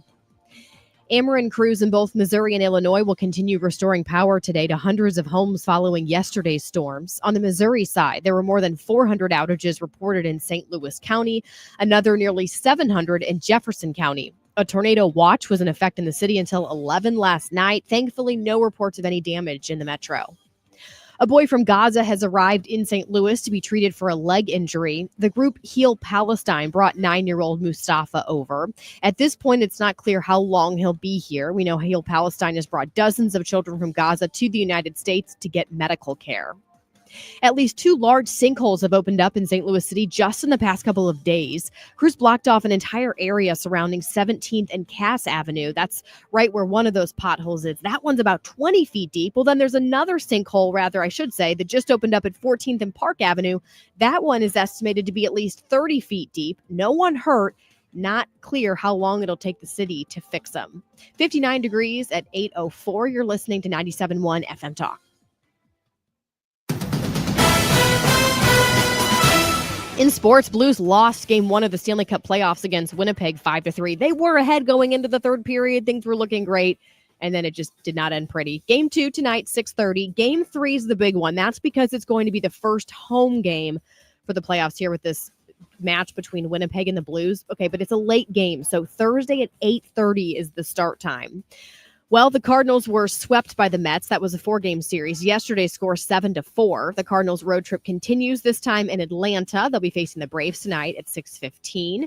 City over the weekend tied Vancouver in a scoreless match, and the Battlehawks lost to the Renegades 30-15, the final score. 8:05 and 59 degrees at 97.1 FM Talk. Traffic from the 97.1 FM Talk Traffic Center. They have cleared the accident westbound 6440 at Hanley. And traffic behind that is starting to thin out. That's been the worst of it this morning. Northbound 270, some moderate volume headed for Manchester, but eastbound 70 looks great from Forestdale into downtown. Eastbound 64, a little slow at 170. We look fine on the Illinois side as well, quiet as you head toward and across the bridges downtown. This report brought to you by Jerry Kelly Heating and Air Conditioning and Electrical. I'm Sue Thomas with traffic. 97.1 FM Talk. While you might not give a hoot about this week's space launch, you sure as sunshine care when your AC goes down. Well, good news, a Jerry Kelly per-producing tune-up is just 98 smackers right this very moment. $98. JerryKelly.com. Air Comfort Service, heating, cooling, and insulation. Weather. Chief Meteorologist Dave Murray. After a wet and rock and roll weekend, things go quiet, partly to mostly sunny skies on this Monday. Nice day. 71 for the high, little bit windy. Tonight, clear skies, 51. Tuesday, sunny, warm it up to 80 degrees on Tuesday afternoon. Partly cloudy Tuesday night, 56. Wednesday, partly sunny, maybe a spot shower, again near 80. This is 97.1 FM Talk. Chief Meteorologist Dave Murray. 59 degrees now coming up on 8:07. You can listen to the Marc Cox Morning Show or any other show on 97.1 FM Talk anytime or anywhere by downloading the free Odyssey app. The Marc Cox Morning Show is brought to you by Thomas Helbig and Bob Kershaw with the Retirement Advisory Group, retirementkey.com. The Marc Cox Morning Show. Listen to both sides. The bottom line is, I respect that. We don't agree. You're listening to the Marc Cox Morning Show. Just to find a voice. Who is this guy? He's saying what we've been saying forever. I don't know how to put this. Marc Cox. I'm kind of a big deal. Well, it adds excitement, doesn't it, folks?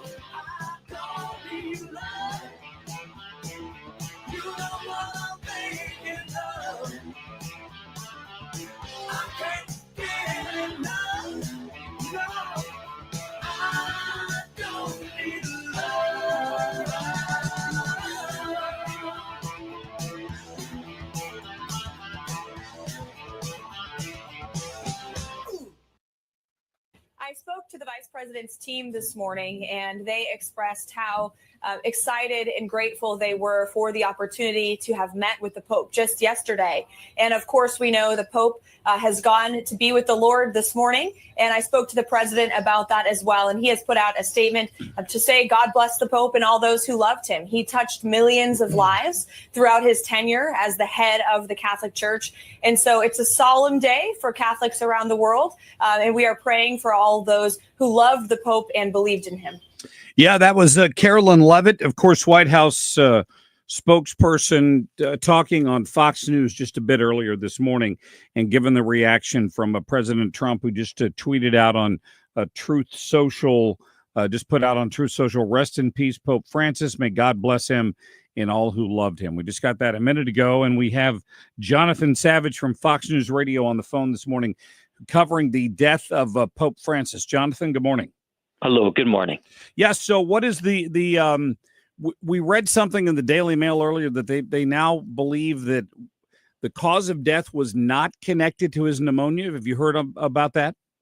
Nothing official has been announced. I mean, we know that he was 88 years old and he was very frail and had been ill for some time. And he'd recovered well enough from the double pneumonia that he did have, that he was able to return to the Vatican after 38 days in the hospital and continue some level of work as Pope, some level of public engagement, some level of private engagement.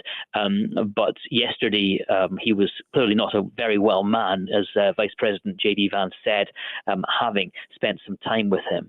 Just having said that, the fact that he was well enough to make an appearance on the balcony of St. Peter's Basilica and then travel around St. Peter's Square means that his death, the announcement of his death this morning, does come, I'm sure, for many people as something of a shock. It surprised me a little bit to see him making these appearances, including yesterday, though I'm sure people are happy to see him, especially given what happened today. But I thought after that 5-week hospitalization for double pneumonia, he was basically prescribed 2 months of rest and recovery. And I thought at that point he was supposed to be staying out of the limelight, kind of. Yes, but I think that Pope Francis was not a man who found staying out of the limelight, or maybe there's a better word for that. Right. He found that particularly easy. I mean, he wanted to do the job, essentially. He wanted to be Pope. He wanted to be visible as Pope, and he wanted to be able to carry out as many duties as possible. It was obviously a great passion of his to be able to get up close and personal with as many members of the public all over the world as he could through the 12 years of his papacy. He did, Jonathan, over the years tend to wade into some issues that were rather polarizing, at least much more so than some of his predecessors, right? Yes, and I think that he upset some of the Catholic Church's more conservative elements with his viewpoint. He reached out to LGBTQ Catholics. He sort of cracked down on more traditional elements of the church, and he spoke up against war. He spoke up against the Israeli government's prosecution of its war in Gaza, and he spoke up to emphasize that, in his view, what the church should be is a place of refuge for people on the fringes of society. He was an advocate for migrants, an advocate for the poor, even an advocate for criminals, for prisoners, and saying that everyone was welcome in his church. Jonathan Savage with us from Fox News Radio. Any indication on how long it'll take to choose a new pope? Like, if we're basing it off of how long it's taken in the past, we know the cardinals will be meeting at the Vatican to essentially vote. How long would you anticipate that taking, that process? The conclave will usually start 15 to 20 days after the death of the Pope, but that is not set in stone. It could happen quicker. With the funeral due to take place at some point over the next week, perhaps they will decide, with all the cardinals already in the Vatican, that there's no time to waste and they should just begin their deliberations. Once the conclave starts, how long that lasts is completely unpredictable. For Pope Francis, they chose him in less than a day. Other popes, maybe 5 days. At one point, way in the distant past, the conclave took 3 years to choose a new pope. Oh my gosh. That's it. Yeah. I did see some stories this morning, Jonathan. One final question here about the makeup of the conclave in terms of the number of cardinals that are in there, that this pope had appointed roughly half of them. I mean, I would assume that then could influence who his successor is. It's easy to sort of think of it as a Supreme Court bench, isn't it? And with a president choosing nominees who he likes, whose opinions he likes, and people may look at the makeup of the conclave and think all these cardinals picked by Pope Francis may well be in his image. We await to see how that shakes out. But of course, there will be a wide variety of views, and there will be cardinals who have been there for years or more, who have very strong opinions that the church should return to the more conservative doctrines of Pope Benedict, the predecessor to Pope Francis. So I don't think it's a foregone conclusion. There are people on all sides of the Catholic spectrum who would like to have a say in what the direction of the church should be going forward. Yeah, very true. Jonathan Savage, Fox News Radio, thanks for your time. Thank you. Absolutely. Yeah. Interesting to hear his take on that whole thing. So on the list of potential replacements, they showed Cardinal Burke, who, if you'll remember a few years ago, kind of fell out of favor because he is one of the more conservative cardinals. So I was surprised to see his name on the list of Fox had a list of probably 10 people up there. He was on there. Cardinal Dolan's name was not on there. And I mean, I don't think there's never really, this was the first pope from the Americas, from South America. There's never been one from the United States. That alone would prevent one of the two of them from being in serious consideration. Well, and are any of these cardinals vocal about not wanting to be in that role, and therefore they're not even under consideration? Maybe Cardinal Dolan behind closed doors was saying, look, I'm really not interested in being the Pope. I don't want to be considered. Yeah. I would imagine that's part of it. Now that we've seen shows like Conclave and others, it probably adds maybe more drama to it than really goes on there. I mean, I don't know what all the politicking is once they get in there, but somebody pointed out this morning that as these cardinals will come together for this conclave, they're coming from all over the world. Other than the few times they're brought to the Vatican for meetings and things like that, most of them don't know the others very well. So you have to wonder just if the phone lines are burning up around the world between the cardinals trying to lobby for one person or another, or exactly how that works. The politics behind it would be very interesting. And you think about the people who are sitting outside the Sistine Chapel just waiting for that white smoke to come out to signal there's been a new pope. Yeah, are there going to be arguments? How long will this take? Did Jonathan say that once they meet, which could be in 15 to 20 days by the time they can gather everyone there at the Vatican, it could be immediate? We're talking a day. And then in some cases, he says way back in the, long ago, it took him, 3 years? Yes. Highly doubt that would happen. No, I would imagine within a week, 2 at the most, there will be a new pope. That would just be my guess. Yep, that's probably a good guess. Coming up, we're going to take you live to the front lawn of the White House, or the back lawn, isn't it? It's some lawn at the White House, south lawn, I think, of the White House, where they're doing the Easter egg roll today. And Jessie Jane Duff is out there helping out, and she's still going to do her regularly scheduled appearance right here on the Marc Cox Morning Show. We'll be back in just a minute.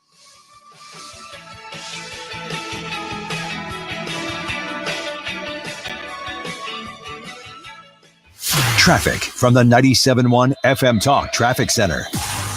We are looking at a really good commute right now. If you are just headed out, we've got lighter traffic so far this morning.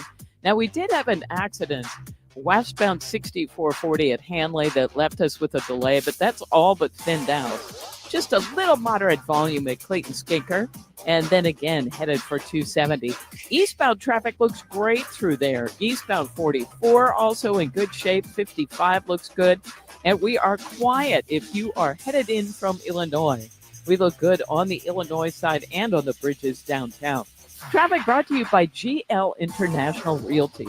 Planning to sell your home? Work with the very best. Gloria Liu with Your Home Sold Guaranteed Realty will guarantee to sell your home at your price, or she will buy it. Visit GloriaHasTheBuyers.com. I'm Sue Thomas with traffic on 97.1 FM Talk. When you're trying to find quality candidates, all the searching, screening, and interviewing can become a job itself. You need Indeed, the all-in-one platform that makes it easy to interview, screen, and hire quality people. Visit Indeed.com/credit. Farmers have to work the land, brave the elements, and fight the battle against weeds. Weeds reduce crop yield, so prices go up and everybody gets less to eat. But 50 years ago, farmers got a new tool to fight weeds, glyphosate. It kills weeds while protecting the harvest. Time and again, it has been approved by the EPA and by leading regulatory bodies around the world. It helps enable practices that reduce erosion and keep soil healthy, which is good for the earth. Farming's hard, but it's a little easier with glyphosate. Learn more at go.bayer.com/glyphosate. Paid for by Bayer. Your home deserves siding that's as tough as it is beautiful. At Lakeside Renovation and Design, we installed James Hardy siding, built to handle everything the St. Louis weather throws its way, rain, snow, or summer heat. Not only does it look amazing, but it also protects your home with long-lasting durability and low maintenance. Plus, with our expert team, you'll love the seamless installation process. Ready to give your home a stunning upgrade? Call Lakeside Renovation and Design today or visit lakesiderd.com. Protect your home with the siding that's built to last. Hey, if you weren't out at Macadoodles last week when Ed Belfour was there, you missed out. They had the people were lined up, and the guy stayed there for 3 hours. The NHL Hall of Fame goalie signing everything people brought to him, and he was also signing bottles of his delicious bourbon. Now, it happened to be one of my picks for the month, totally before I knew he was going to be there in person. And it's delicious bourbon. So they're selling the bottles of it out there as one of my picks this month. It's a gorgeous bottle. I got Carl one signed for his going away present by Ed Belfour, and you can get it for under $50 right now because they've got it marked down because it was one of my picks for the month.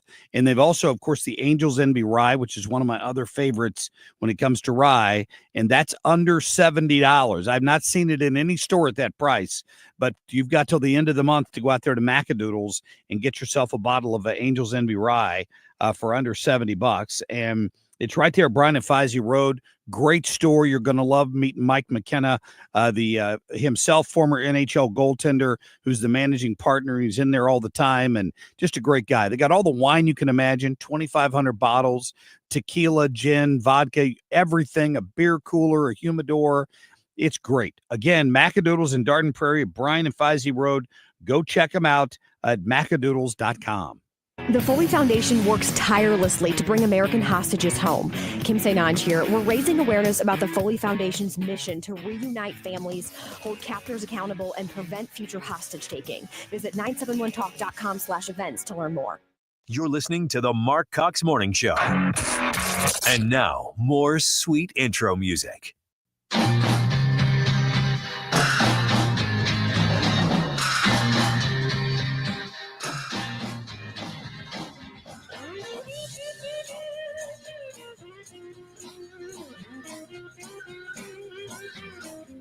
Ladies and gentlemen, can I please have your attention? I've just been handed an urgent and horrifying news story. And I need all of you to stop what you're doing and listen. Marc Cox cannot read. That's the horrifying news story, because I looked at the email that Trisha Everding sent me last night, and it said Jesse Jane Duff will join us at 8:20. What I failed to read, apparently, and I swear to gosh, I'm not dyslexic, I failed to read the word Tuesday in there somewhere. So right before the 8:20. Right before the 8:20. So Jesse Jane is actually joining us tomorrow at 8:20 to talk about the fact that today she's at the White House helping out with the Easter egg roll and all that they're doing on the lawn. And for some reason, I just lodged in my brain that she was on this morning at her normal time.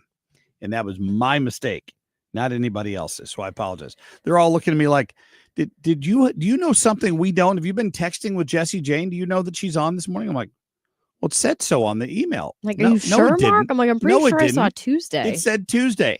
What day is it? What year is it? We're all confused. It's Monday, and I let me apologize to you for that. Seriously though, I hate that. I was looking up at the screen here, CBS this morning bragging about their big interview with George Clooney. Must be hard to get an interview with George Clooney. Well, wait. It's because Gail King just got back from space. She's a new astronaut. She's really important because of this expedition that she just went on that was very historic. So I think that probably elevated, her status, and therefore maybe he was begging to do a one-on-one interview with her. They're talking one of the newest astronauts here in the United States. They're talking to George I would assume he's got a new movie out, but they're also talking to him about speaking truth to power. Of course, a bunch of Democrats hate the fact that he stabbed Biden squarely between the shoulders, right? When he pointed out the fact that we need a new candidate. This guy's not going to get the job done. I've met him. He's a vacant shell of the person he used to be. So now they've got him on there. Well, I was disappointed in Clooney because remember, he trotted out there on stage with some of the other bigwigs in Hollywood and was backing Biden. And apparently it was very obvious, even at that time, that the dude was not up to the task. And then it wasn't until that mess of a debate against Donald Trump, where he was just, his eyes were kind of glazed over and his mouth was gaped open. That was when all of a sudden Clooney was like, you know what? Yeah, we need someone new. When all of America, you couldn't deny it. So he did back him up until it became so ridiculously obvious that Clooney would have looked silly trying to say, we have to elect this man. He's qualified. He's ready to go. Clooney has disappointed me for years as well with his political point of view. Did I tell you my history with Clooney? Have you met really him? have a history with Clooney. His dad. Oh, no. His dad is a guy named Nick Clooney. I don't know if Nick's still alive or not, but when I grew up in Cincinnati, Ohio, he was the 6 and 11 news anchor at Channel 12 WKRC in Cincinnati. Yeah. And I had, I think I met him once when I was down there, and I had a good friend who worked, that I went to high school with, who ended up being a news producer at Channel 12, and she knew them. She knew him, of him. And so. Doesn't say he's passed away. No, he's still alive. It sounds like it. And his aunt, Nick Clooney's sister, was Rosemary Clooney, the singer. So he comes from a long history of performers. Ooh, he's 91 years old. January 13th is his still birthday, hanging in there? 1934. He ran for Congress at some point as a Democrat in Ohio and didn't win. So after he left TV news, he ran for a political office down there. What is it about Hollywood and media, for that matter, that in general tends to attract so many left-leaning people?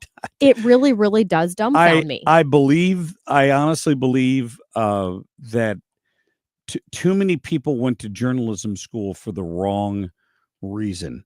If you go to journalism school with the attitude that I want to change the world, you're not going there for the right reason.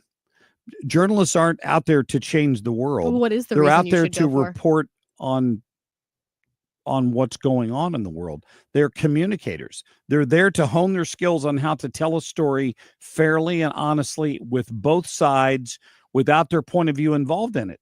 And it's what's screwed media these days is all of those people that went to school. Honestly, this is my theory. Maybe I'll put it in a book. Is that these folks went to school during the activist era of the 60s and 70s. These are the people that are now the ones running network news. All of the people that run network news were influenced in that era of journalistic activism where they were going to change the world to their point of view. And therefore they filter the news through their schism.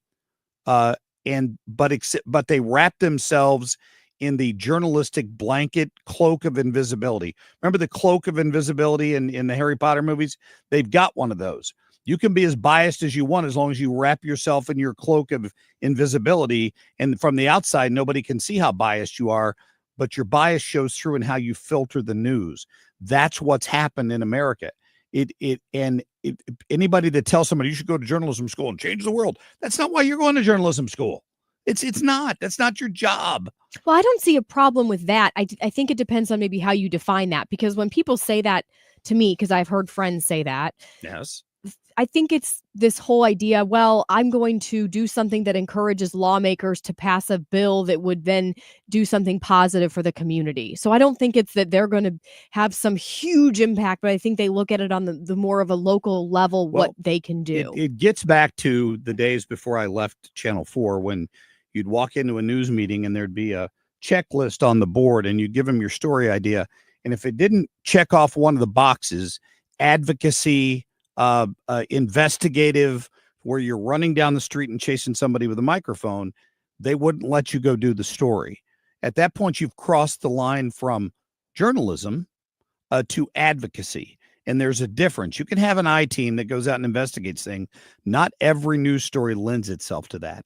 And in far too many cases, they've carried that to its extremes. And I think it has damaged the industry irreparably, probably. I'm not sure you can ever put that cat back in the bag. It'd be hard. Yeah, I think that's problematic for sure.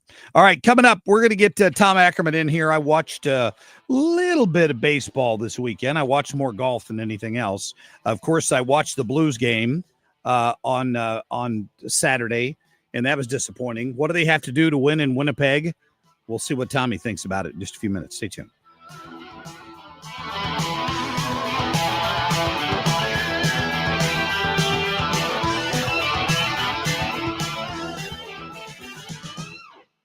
When you're approaching retirement, there are a lot of questions to answer. Do you have enough money to fund your income for life? How should you claim Social Security? And what's your plan for health care and long-term care? Hi, I'm Eric Robert, Director of Investments with the ClearPath Wealth Management Group at Stifel and host of On the Money Saturday mornings at 11 on 97.1 FM Talk. Don't leave your retirement to chance. It's crucial to understand and address relevant risks before you retire. Our team can help you get organized, guide you through critical retirement decisions, and create an investment portfolio designed around your needs. To schedule your free retirement plan consultation, go to clearpathinvesting.com. That's clearpathinvesting.com, or call us at 636-695-2650. That's clearpathinvesting.com or 636-695-2650. Stifel Nicholas and Company Incorporated, member SIPC and NYSE. Is your Generac home standby generator ready for the next outage? Are you overdue for annual maintenance? Schedule an inspection today with Generator Supercenter and ensure your Generac generator is ready when you need it most. Generator Supercenter of St. Louis.com. Baseball is all about stepping up to the plate when it matters most. And when you've been injured, you need a heavy hitter in your corner. Morgan & Morgan, America's largest injury law firm. Proud sponsor of the St. Louis Cardinals. Injured? Visit forthepeople.com for an office near you. Get ready, St. Louis. The largest Walk for Wishes in the nation is back. Join us on May 3rd at Energizer Park in downtown St. Louis for the Walk for Wishes and 5K race presented by Spectrum. Run, walk, roll, or stroll and celebrate the power of a wish with a 5K race or 1 mile fun walk, all benefiting our local Make-A-Wish chapter. Sign up today and help grant life-changing wishes for children with critical illnesses. Visit walkforwishesstl.com to register today. I'm Nicole Murray with Your Money Now. The U.S. dollar continued its slide this morning, falling to its lowest level since 2022 as global investors retreat from U.S. assets in the face of tension between President Trump and the Federal Reserve. The U.S. dollar index fell as low as 97.92. Google is facing a historic trial today as antitrust enforcers in Washington seek to force the tech giant to sell off its Chrome browser as part of a bid to restore competition to the market for online search engines. The Department of Justice is heading into trial after two major legal victories against Google, having won a ruling in August that Google monopolized search. Reuters reports Huawei Technologies plans to begin mass shipments of its advanced 910C artificial intelligence chip to Chinese customers as early as next month. The company added that some shipments have already been made. Futures are sharply lower. On Thursday, the Dow Industrials lost 527, the Nasdaq down 20. That's Your Money Now. Texting enrolls you into recurring automated text messages. Consent not required to purchase. Message and data rates may apply. Hey, Dan, how you doing? Haven't seen you around the gym for a while. Yeah, I've really fallen off. Since I turned 40, I just don't get the results I used to get. Could be lower testosterone. Lower T? Yeah, I went through it a while back. Once you hit 40, your body has less free testosterone. I got Nugenix Total T, and it's made a huge difference for me. I've seen that ad on TV. Is it for real? Oh, yeah. The key ingredient is something called Tesnor, which helps boost free and total testosterone levels to help you trim up and stay lean. And it's made a difference for you? Man, I feel like I'm in my 20s again, at work, in the gym, and in the bedroom. Are they still giving out complimentary bottles for people to try it for themselves? Yeah, you just need to send them a text. Text ALL to 321-321 right now for your complimentary bottle of Nugenix Total T, the #1 selling testosterone booster at GNC. Plus, text now and we'll include a bottle of Nugenix Thermo, our most powerful fat incinerator ever, to help you get back into shape fast. Absolutely free. Text ALL to 321-321. That's ALL to 321-321. Traffic from the 97.1 FM Talk Traffic Center. On the roads. It's been really nice this morning, and that continues to be the case. Eastbound 70, 364, 64, 40, and 44 all look good from out west into the city. 55 looks good northbound, and there are multiple construction zones. No problems through there. If you are on the Illinois side or headed in on any of the bridges downtown, we're also in good shape there. This report brought to you by New Perspective Senior Living. New Perspective Weldon Spring is redefining senior living. They've got modern apartments, delicious meals, activities, entertainment, even a state-of-the-art AI fall detection system. Visit npseniorliving.com to schedule a tour today. I'm Sue Thomas with traffic on 97.1 FM Talk.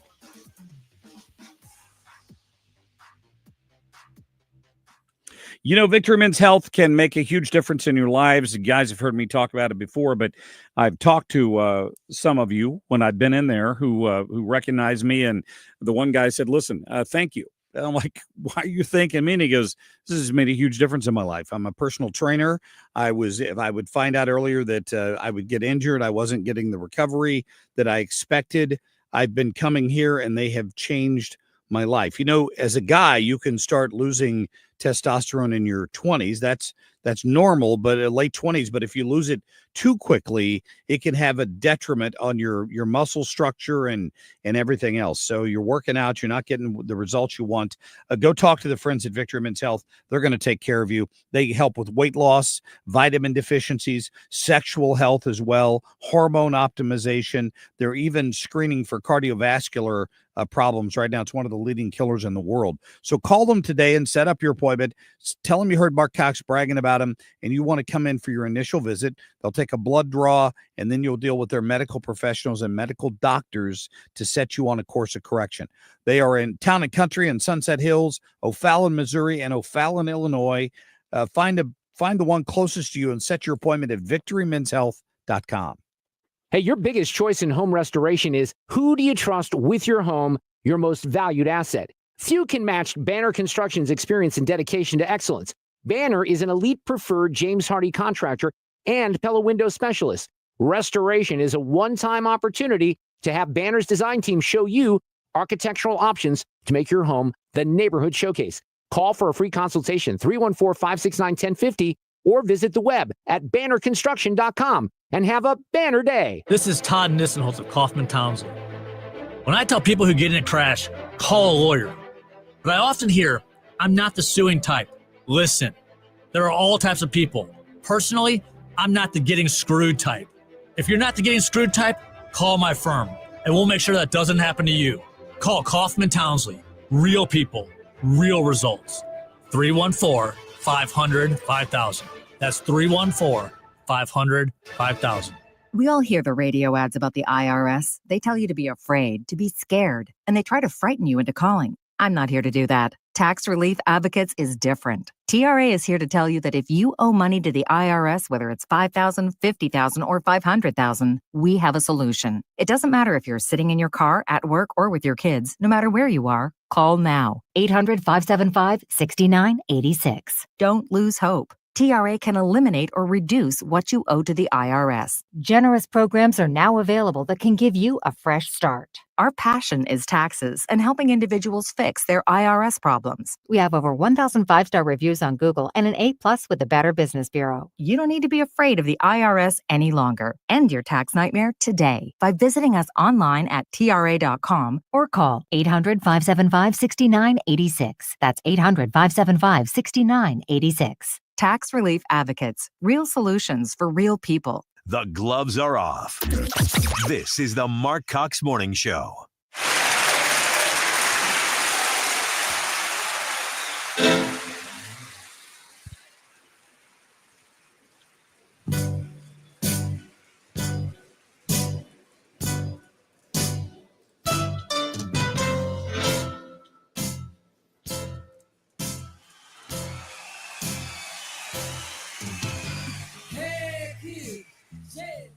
the great sportsmen like Tom Ackerman. Baseball is really not a hard sport. It is Anchorman, not Anchor Lady. It's like powered by coffee this morning. Sports, sponsored by McDonald's, reminding you to round up your total for Ronald McDonald House charities on your next order. Got Tom Ackerman in the studio. Love his beautiful viewpoint on life. I'm like, hey, rough weekend for the St. Louis team. He's like, yeah, it's just sports, he said. Yeah, we'll all be good. It's just sports. It's only a multi-billion-dollar business. You know it. Who cares? No, I mean, look, in the grand scheme of things, I cannot live my life, and I will sometimes during Indiana basketball season. My mood will swing depending on how Indiana plays. Mm-hmm. But I'm not going to go through. I mean, I would drive myself crazy if I went through every weekend like, yeah, my life is great because the Cardinals and Blues won, and now I'm disappointed. If the Blues don't win tonight, that camera, I moved that too. Drew Young, our producer here, does such a terrific job. I don't know. It moves on its own. It's amazing, isn't it? It is. You're very tall, Tom, so maybe you just got to point it up a little bit. Yeah, I don't know. Maybe so. But, you know, if the Blues don't win tonight, it is not the end of the world. Let me just prep you for that right now. Because regardless of whether you're down 0-2 or it's 1-1, if it's 1-1, it's amazing because you're coming home and now you're forcing Winnipeg to have to knock you off at home because you will have the advantage. But if you come back 0-2, game 3 on Thursday night, it's going to be unbelievable. Whether you lose tonight or not, it'll be an incredible atmosphere. It'll be like a 9 p.m. face-off eventually on Thursday. They say 8:30, but it's really like 8:45, 9 o'clock. It'll be the wildest crowd you've ever heard at Enterprise Center, aside from the Stanley Cup finals, of course, because it's going to be late. It's going to be the first playoff game in 3 years. Everyone will be drinking for hours and hours. Taking off Friday. And Friday. It's going to be nuts. Okay, so pressure's on Winnipeg to win this game is what I'm telling you. They need to win game 2. And I thought the Blues played pretty well in game 1, except for that final period. The ice was tilted in Winnipeg's favor, we like to say. They controlled the puck. They didn't let the Blues get the puck. The Blues committed some dumb penalties early in the game. One of them led to a goal by Marc Scheifele on the power play. The other one, Zach Bolduc later. You know, it just takes away your opportunities to score. The biggest problem in that game was the Blues did not have the puck. And when you don't have it, you don't have opportunities to score. They only had 17 shots on goal the entire game. Connor Hellebuck, the best goaltender in the league this year, had to make 14 saves. That's it to win the game. Now, you could look at that and say that's a real problem, or you could say to your team, and this is what I would do, I would say, guys, we had 17 shots on goal, and we almost won the darn game. We're up 3-2 in the third period. Mm-hmm. We need to put the puck on the net and make this guy do some work. For perspective, then, so you're saying 17 shots on goal. What would be typical? So you're saying that's really low. Yeah, you want to get into the 20s. Okay. I mean, Jordan Bennington made 21 saves. I'd say, get in there, get 25, 28, 30 shots on this goaltender. Let's go. And the Blues have some scores, so they have the ability to do that, but they've got to possess the puck. And again, they've got to stop with the bad penalties. Jake Neighbors will learn from that. A slashing penalty led to a power play. Zach Bolduc, cross-check after the whistle. You can't do that. I don't care how exciting it is and how intense it is. You have to be disciplined, and the veterans won't do that, I don't think. The young guys did. So you learn from that, and you move forward. The Blues are plenty intense. I mean, they hit like crazy. They were hitting everything that moved. But the problem is, again, the reason you're hitting everything is because you don't have the puck. You're chasing a minute late. Yeah. You're chasing them. So you're hammering them like crazy, but that's because you don't have it. The Blues need to get the puck and take control of this game tonight. And they can. I mean, they're a really good hockey team that I think, again, pressure on Winnipeg, better not lose this game tonight, because if it comes back to St. Louis 1-1, it is going to be an absolute zoo on Thursday. Oh, yeah. In downtown St. Louis. It's going to be awesome. It ought to be great. Yeah. How about the Cardinals? Man, really, look, the Cardinals just found out what a real contender looks like. The New York Mets are going to win the World Series, I think. Really? They were my pick at the start of the year. I think the Mets are going to win it all. And the reason I say that is I don't see a team, aside from the Dodgers, who have a 1-2-3 like they do at the start of the order. It's almost impossible to get around. Francisco Lindor and Juan Soto and Pete Alonso. I mean, you just can't get around those three no matter which way you do it. And if you look at the Cardinals, they actually pitch really well. They pitched really well. They gave up a late home run to Lindor in the second game of this series, the Friday game, they didn't hit. Cardinals did not come through with the big hits when they needed, and the Mets don't have a problem with that. In the top of their order, and they spent a lot of money on them, but Lindor, Soto, and Alonso. Cardinals don't have those players in their lineup. I've said this over and over. I am feeling much better when I realized that this team is about individuals improving, and if it all works out that the Cardinals suddenly become a contender, great. But if I'm being honest with you, and I have been from the beginning, if I look at this team, I don't see that. I don't see that contender to go to the World Series like the Mets have. They just don't. So why would I get all worked up about it? All I'm going to do is say that's a better team. The Cardinals need to show improvement across their roster. Do I see that happening right now? I did. Now I'm not seeing it as much. Walker, Gorman, Nootbaar. Let's see some of these guys improve and get better as the season goes along and make moves accordingly. In 2026, 2027 should be dynamite once Chaim Bloom takes over and assembles the team that he wants. That's how I see it. So Battlehawks, not a great weekend for them. I mean, they've been doing well. This is just one loss against them. 2-2 now?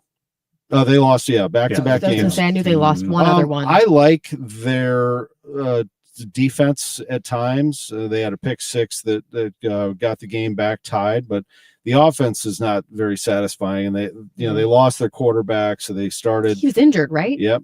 So that they started Max Duggan, and I don't see the offense that they had under AJ McCarron. I thought that was a fun offense last year. They have a good running back situation, but they're not moving the ball very well. The Battlehawks are going to host the championship game if they want to get there. So they got to get there and get to the Dome and host that championship game and hope that all works out. And then as for City, scoreless draw. So they're the only one on Saturday that didn't lose. And I actually think it was a really nicely played game by them. I mean, they're very well organized.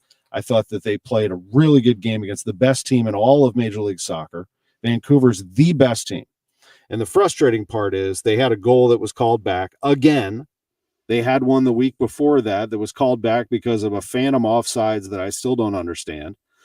So this time around, they had one called back against a great defense. Vancouver's got a great defense.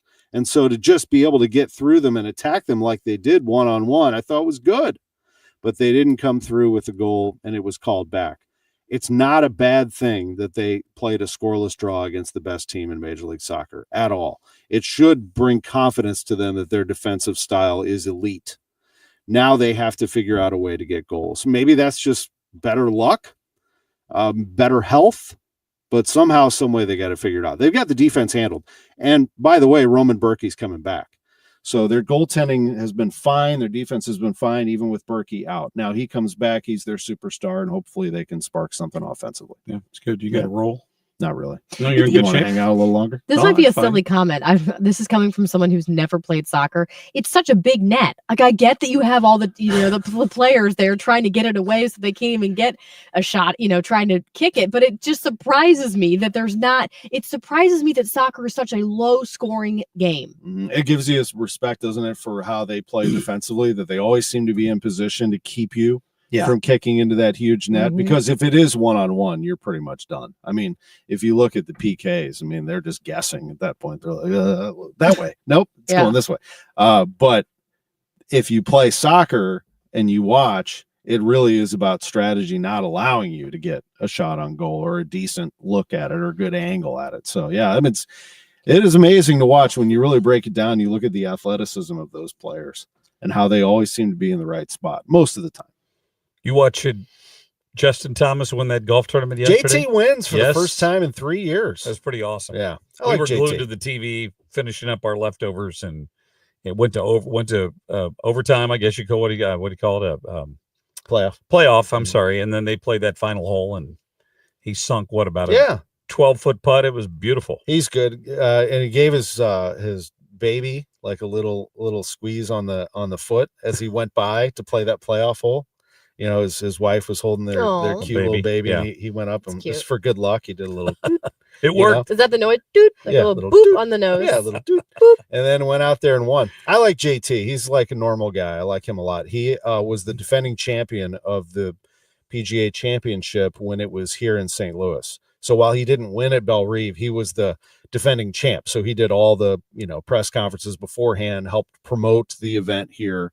And so some of us got to spend a little time with him, and he's really a likable guy. My nephews liked him because he went to Alabama. Apparently. Of course. He likes the Tide. Yeah. Uh-huh. Yeah. Roll Tide. Tom, thanks. All right, buddy. Always great See you having guys. you. See you, Tom. Appreciate that. All right. Quick break. We're back in just a minute.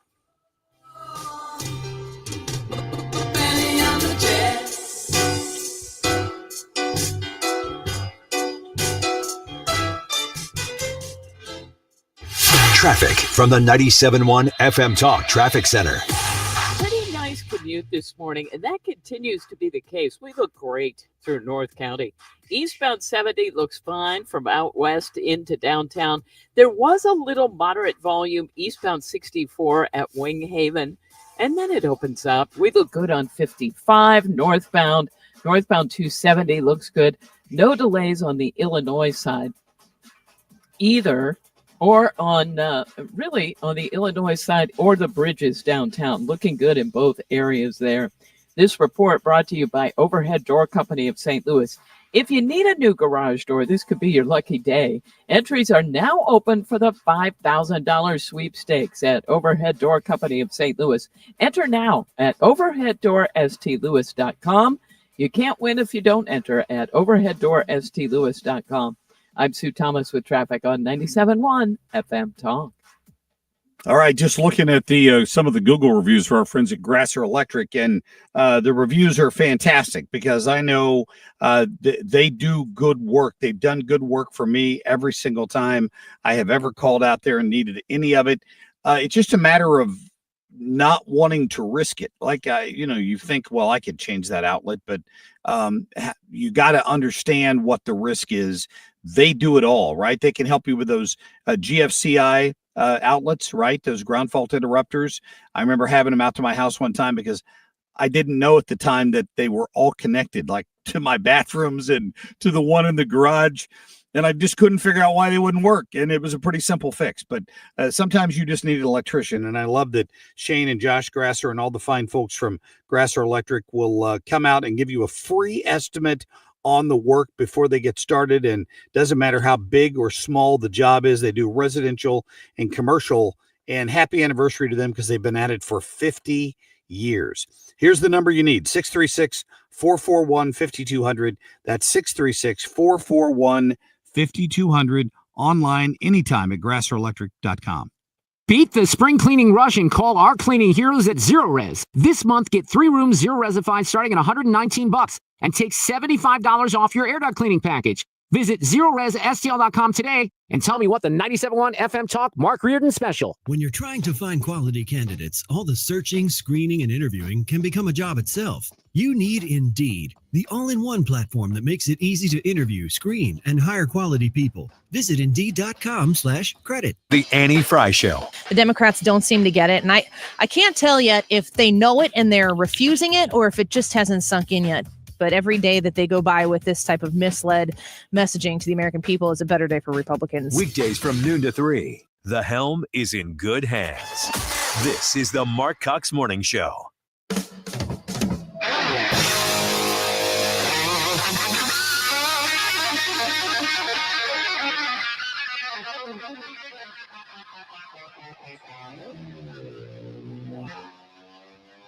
Little eruption doesn't get your blood going on a Monday morning. I'm not sure what will, Kim. My blood is going, but Is probably it? not for the same come reason on. as yours. Edward Van Halen. I'm stressed out listening to that. Isn't that awesome? Is it? One of the greatest guitar solos of all time, as produced by Edward Van Halen. Used to use that to warm up before we go out in concert, and his producer heard it one day and said, "We need to put this on an album." And that's how Eruption was born. Just a little trivia for you there. The more you can know. use that at the next trivia night. I will. Thank you. You bet. Hey, did you hear about this jack wagon in Kansas City that got busted for keying the Teslas, for destroying a couple of Teslas? 19-year-old Boston College student Owen McIntyre, who identifies as a girl, who at first glance might look like a girl, until you notice the bulbous Adam's apple that's going on. And the feds have caught Owen at his own game. And now Owen is going away to the big house for a long time. So they tracked down this joker who was home from college on spring break in Kansas City and chose to go to the Tesla dealership and blow up 2 cars. They've tracked Owen. Here's a picture of Owen if you're watching online. They tracked Owen with witnesses, video evidence, flight records of when he arrived in KC. They found his DNA, proving that he's a man, because it doesn't matter what you think you are, the DNA doesn't lie. They found his DNA on one of the unbroken incendiary devices that he was using to firebomb the Teslas. And his DNA profile on the rag matched the DNA profile on the hat that matched the DNA profile of one male named Owen McIntyre. And they charged him with violating 18 USC 844 malicious damage and attempted malicious damage by fire of property used in interstate commerce. And they are not going to settle on this case. So Owen, instead of being a college student in Boston, is now going to spend a lot of time getting educated in a different way. Yeah, well, we hope so, because this is the kind of precedent you have to set so that other people don't try to do the same stuff. If people think there are no repercussions, that's absolutely. There's not much of a deterrent for people to not do it themselves. I mean, my concern is that this guy is going to serve, 6 months and then basically be paroled. No, I think they could face up to 20 years. Well, that's very different. That's very different, days. though, facing up to 20 years, even being sentenced to 20 years versus how much time some of these clowns actually spend in prison. Well, but I think a lot of that is they do plea deal. They were cutting plea deals with them and letting them off. It's why in the summer of love, before 2020, when large swaths of American cities burned, the prosecutors then didn't go after those people, and none of them ever served any time for it. And now that's not going to be the case. Pam Bondi's going to see to it that they answer for this. And little Owen here, who I don't know what name he went by thinking he was a girl, is now going to have to decide what his bunkmate is going to call him in prison. There are so many young people who are going back and forth saying I was born a boy, but now I'm a girl, and vice versa. It's like 1 in 5 identify as part of the LGBTQ. Well, you know what? You remember Maury as a kid when I was sick? I can't believe I listened to this or watched it, but I used to watch the episodes of Maury where it was like, you are the father. That was the big one, Oh, yeah. They need that, but with these Maury tests, Povich. you are a boy. You are a girl, and the audience guesses or something. Some of these people, not this Owen guy, but some of these people, they've gotten so much surgery that truly, if I didn't know, you can't really tell. Sometimes you can't tell. The Adam's apple is often a giveaway, but I guess sometimes they get that shaved down too. I don't know. Shaved down? Is that a thing? I have heard that they can shave down the Adam's apple so that it's not as obvious that how's you're that a man. recovery? How do you not even, quite as obvious that how you're do a man, you even but do you're that still a surgery? man. Very carefully. No, if you identify as a goat, you're a goat. Who are you to say otherwise, Mark? Stop being inconsiderate. Oh, I'm sorry. I'm just glad that Owen is getting locked up in the Hooskow for a long time. With such idiocy. These people are such idiots. I'm telling you. Oh, man. All right. Hey, have a great morning. I'm sure Brian Kilmeade will be coming up with the very latest on the death of Pope Francis. And, of course, we'll continue our coverage all day long here with the Annie Fry Show and Mark Reardon this afternoon. We'll see you tomorrow morning at 5 a.m. When you've been hurt in an accident, you need a law firm that wins. Onder wins. For over 100 years, Onder Law has been winning for St. Louis.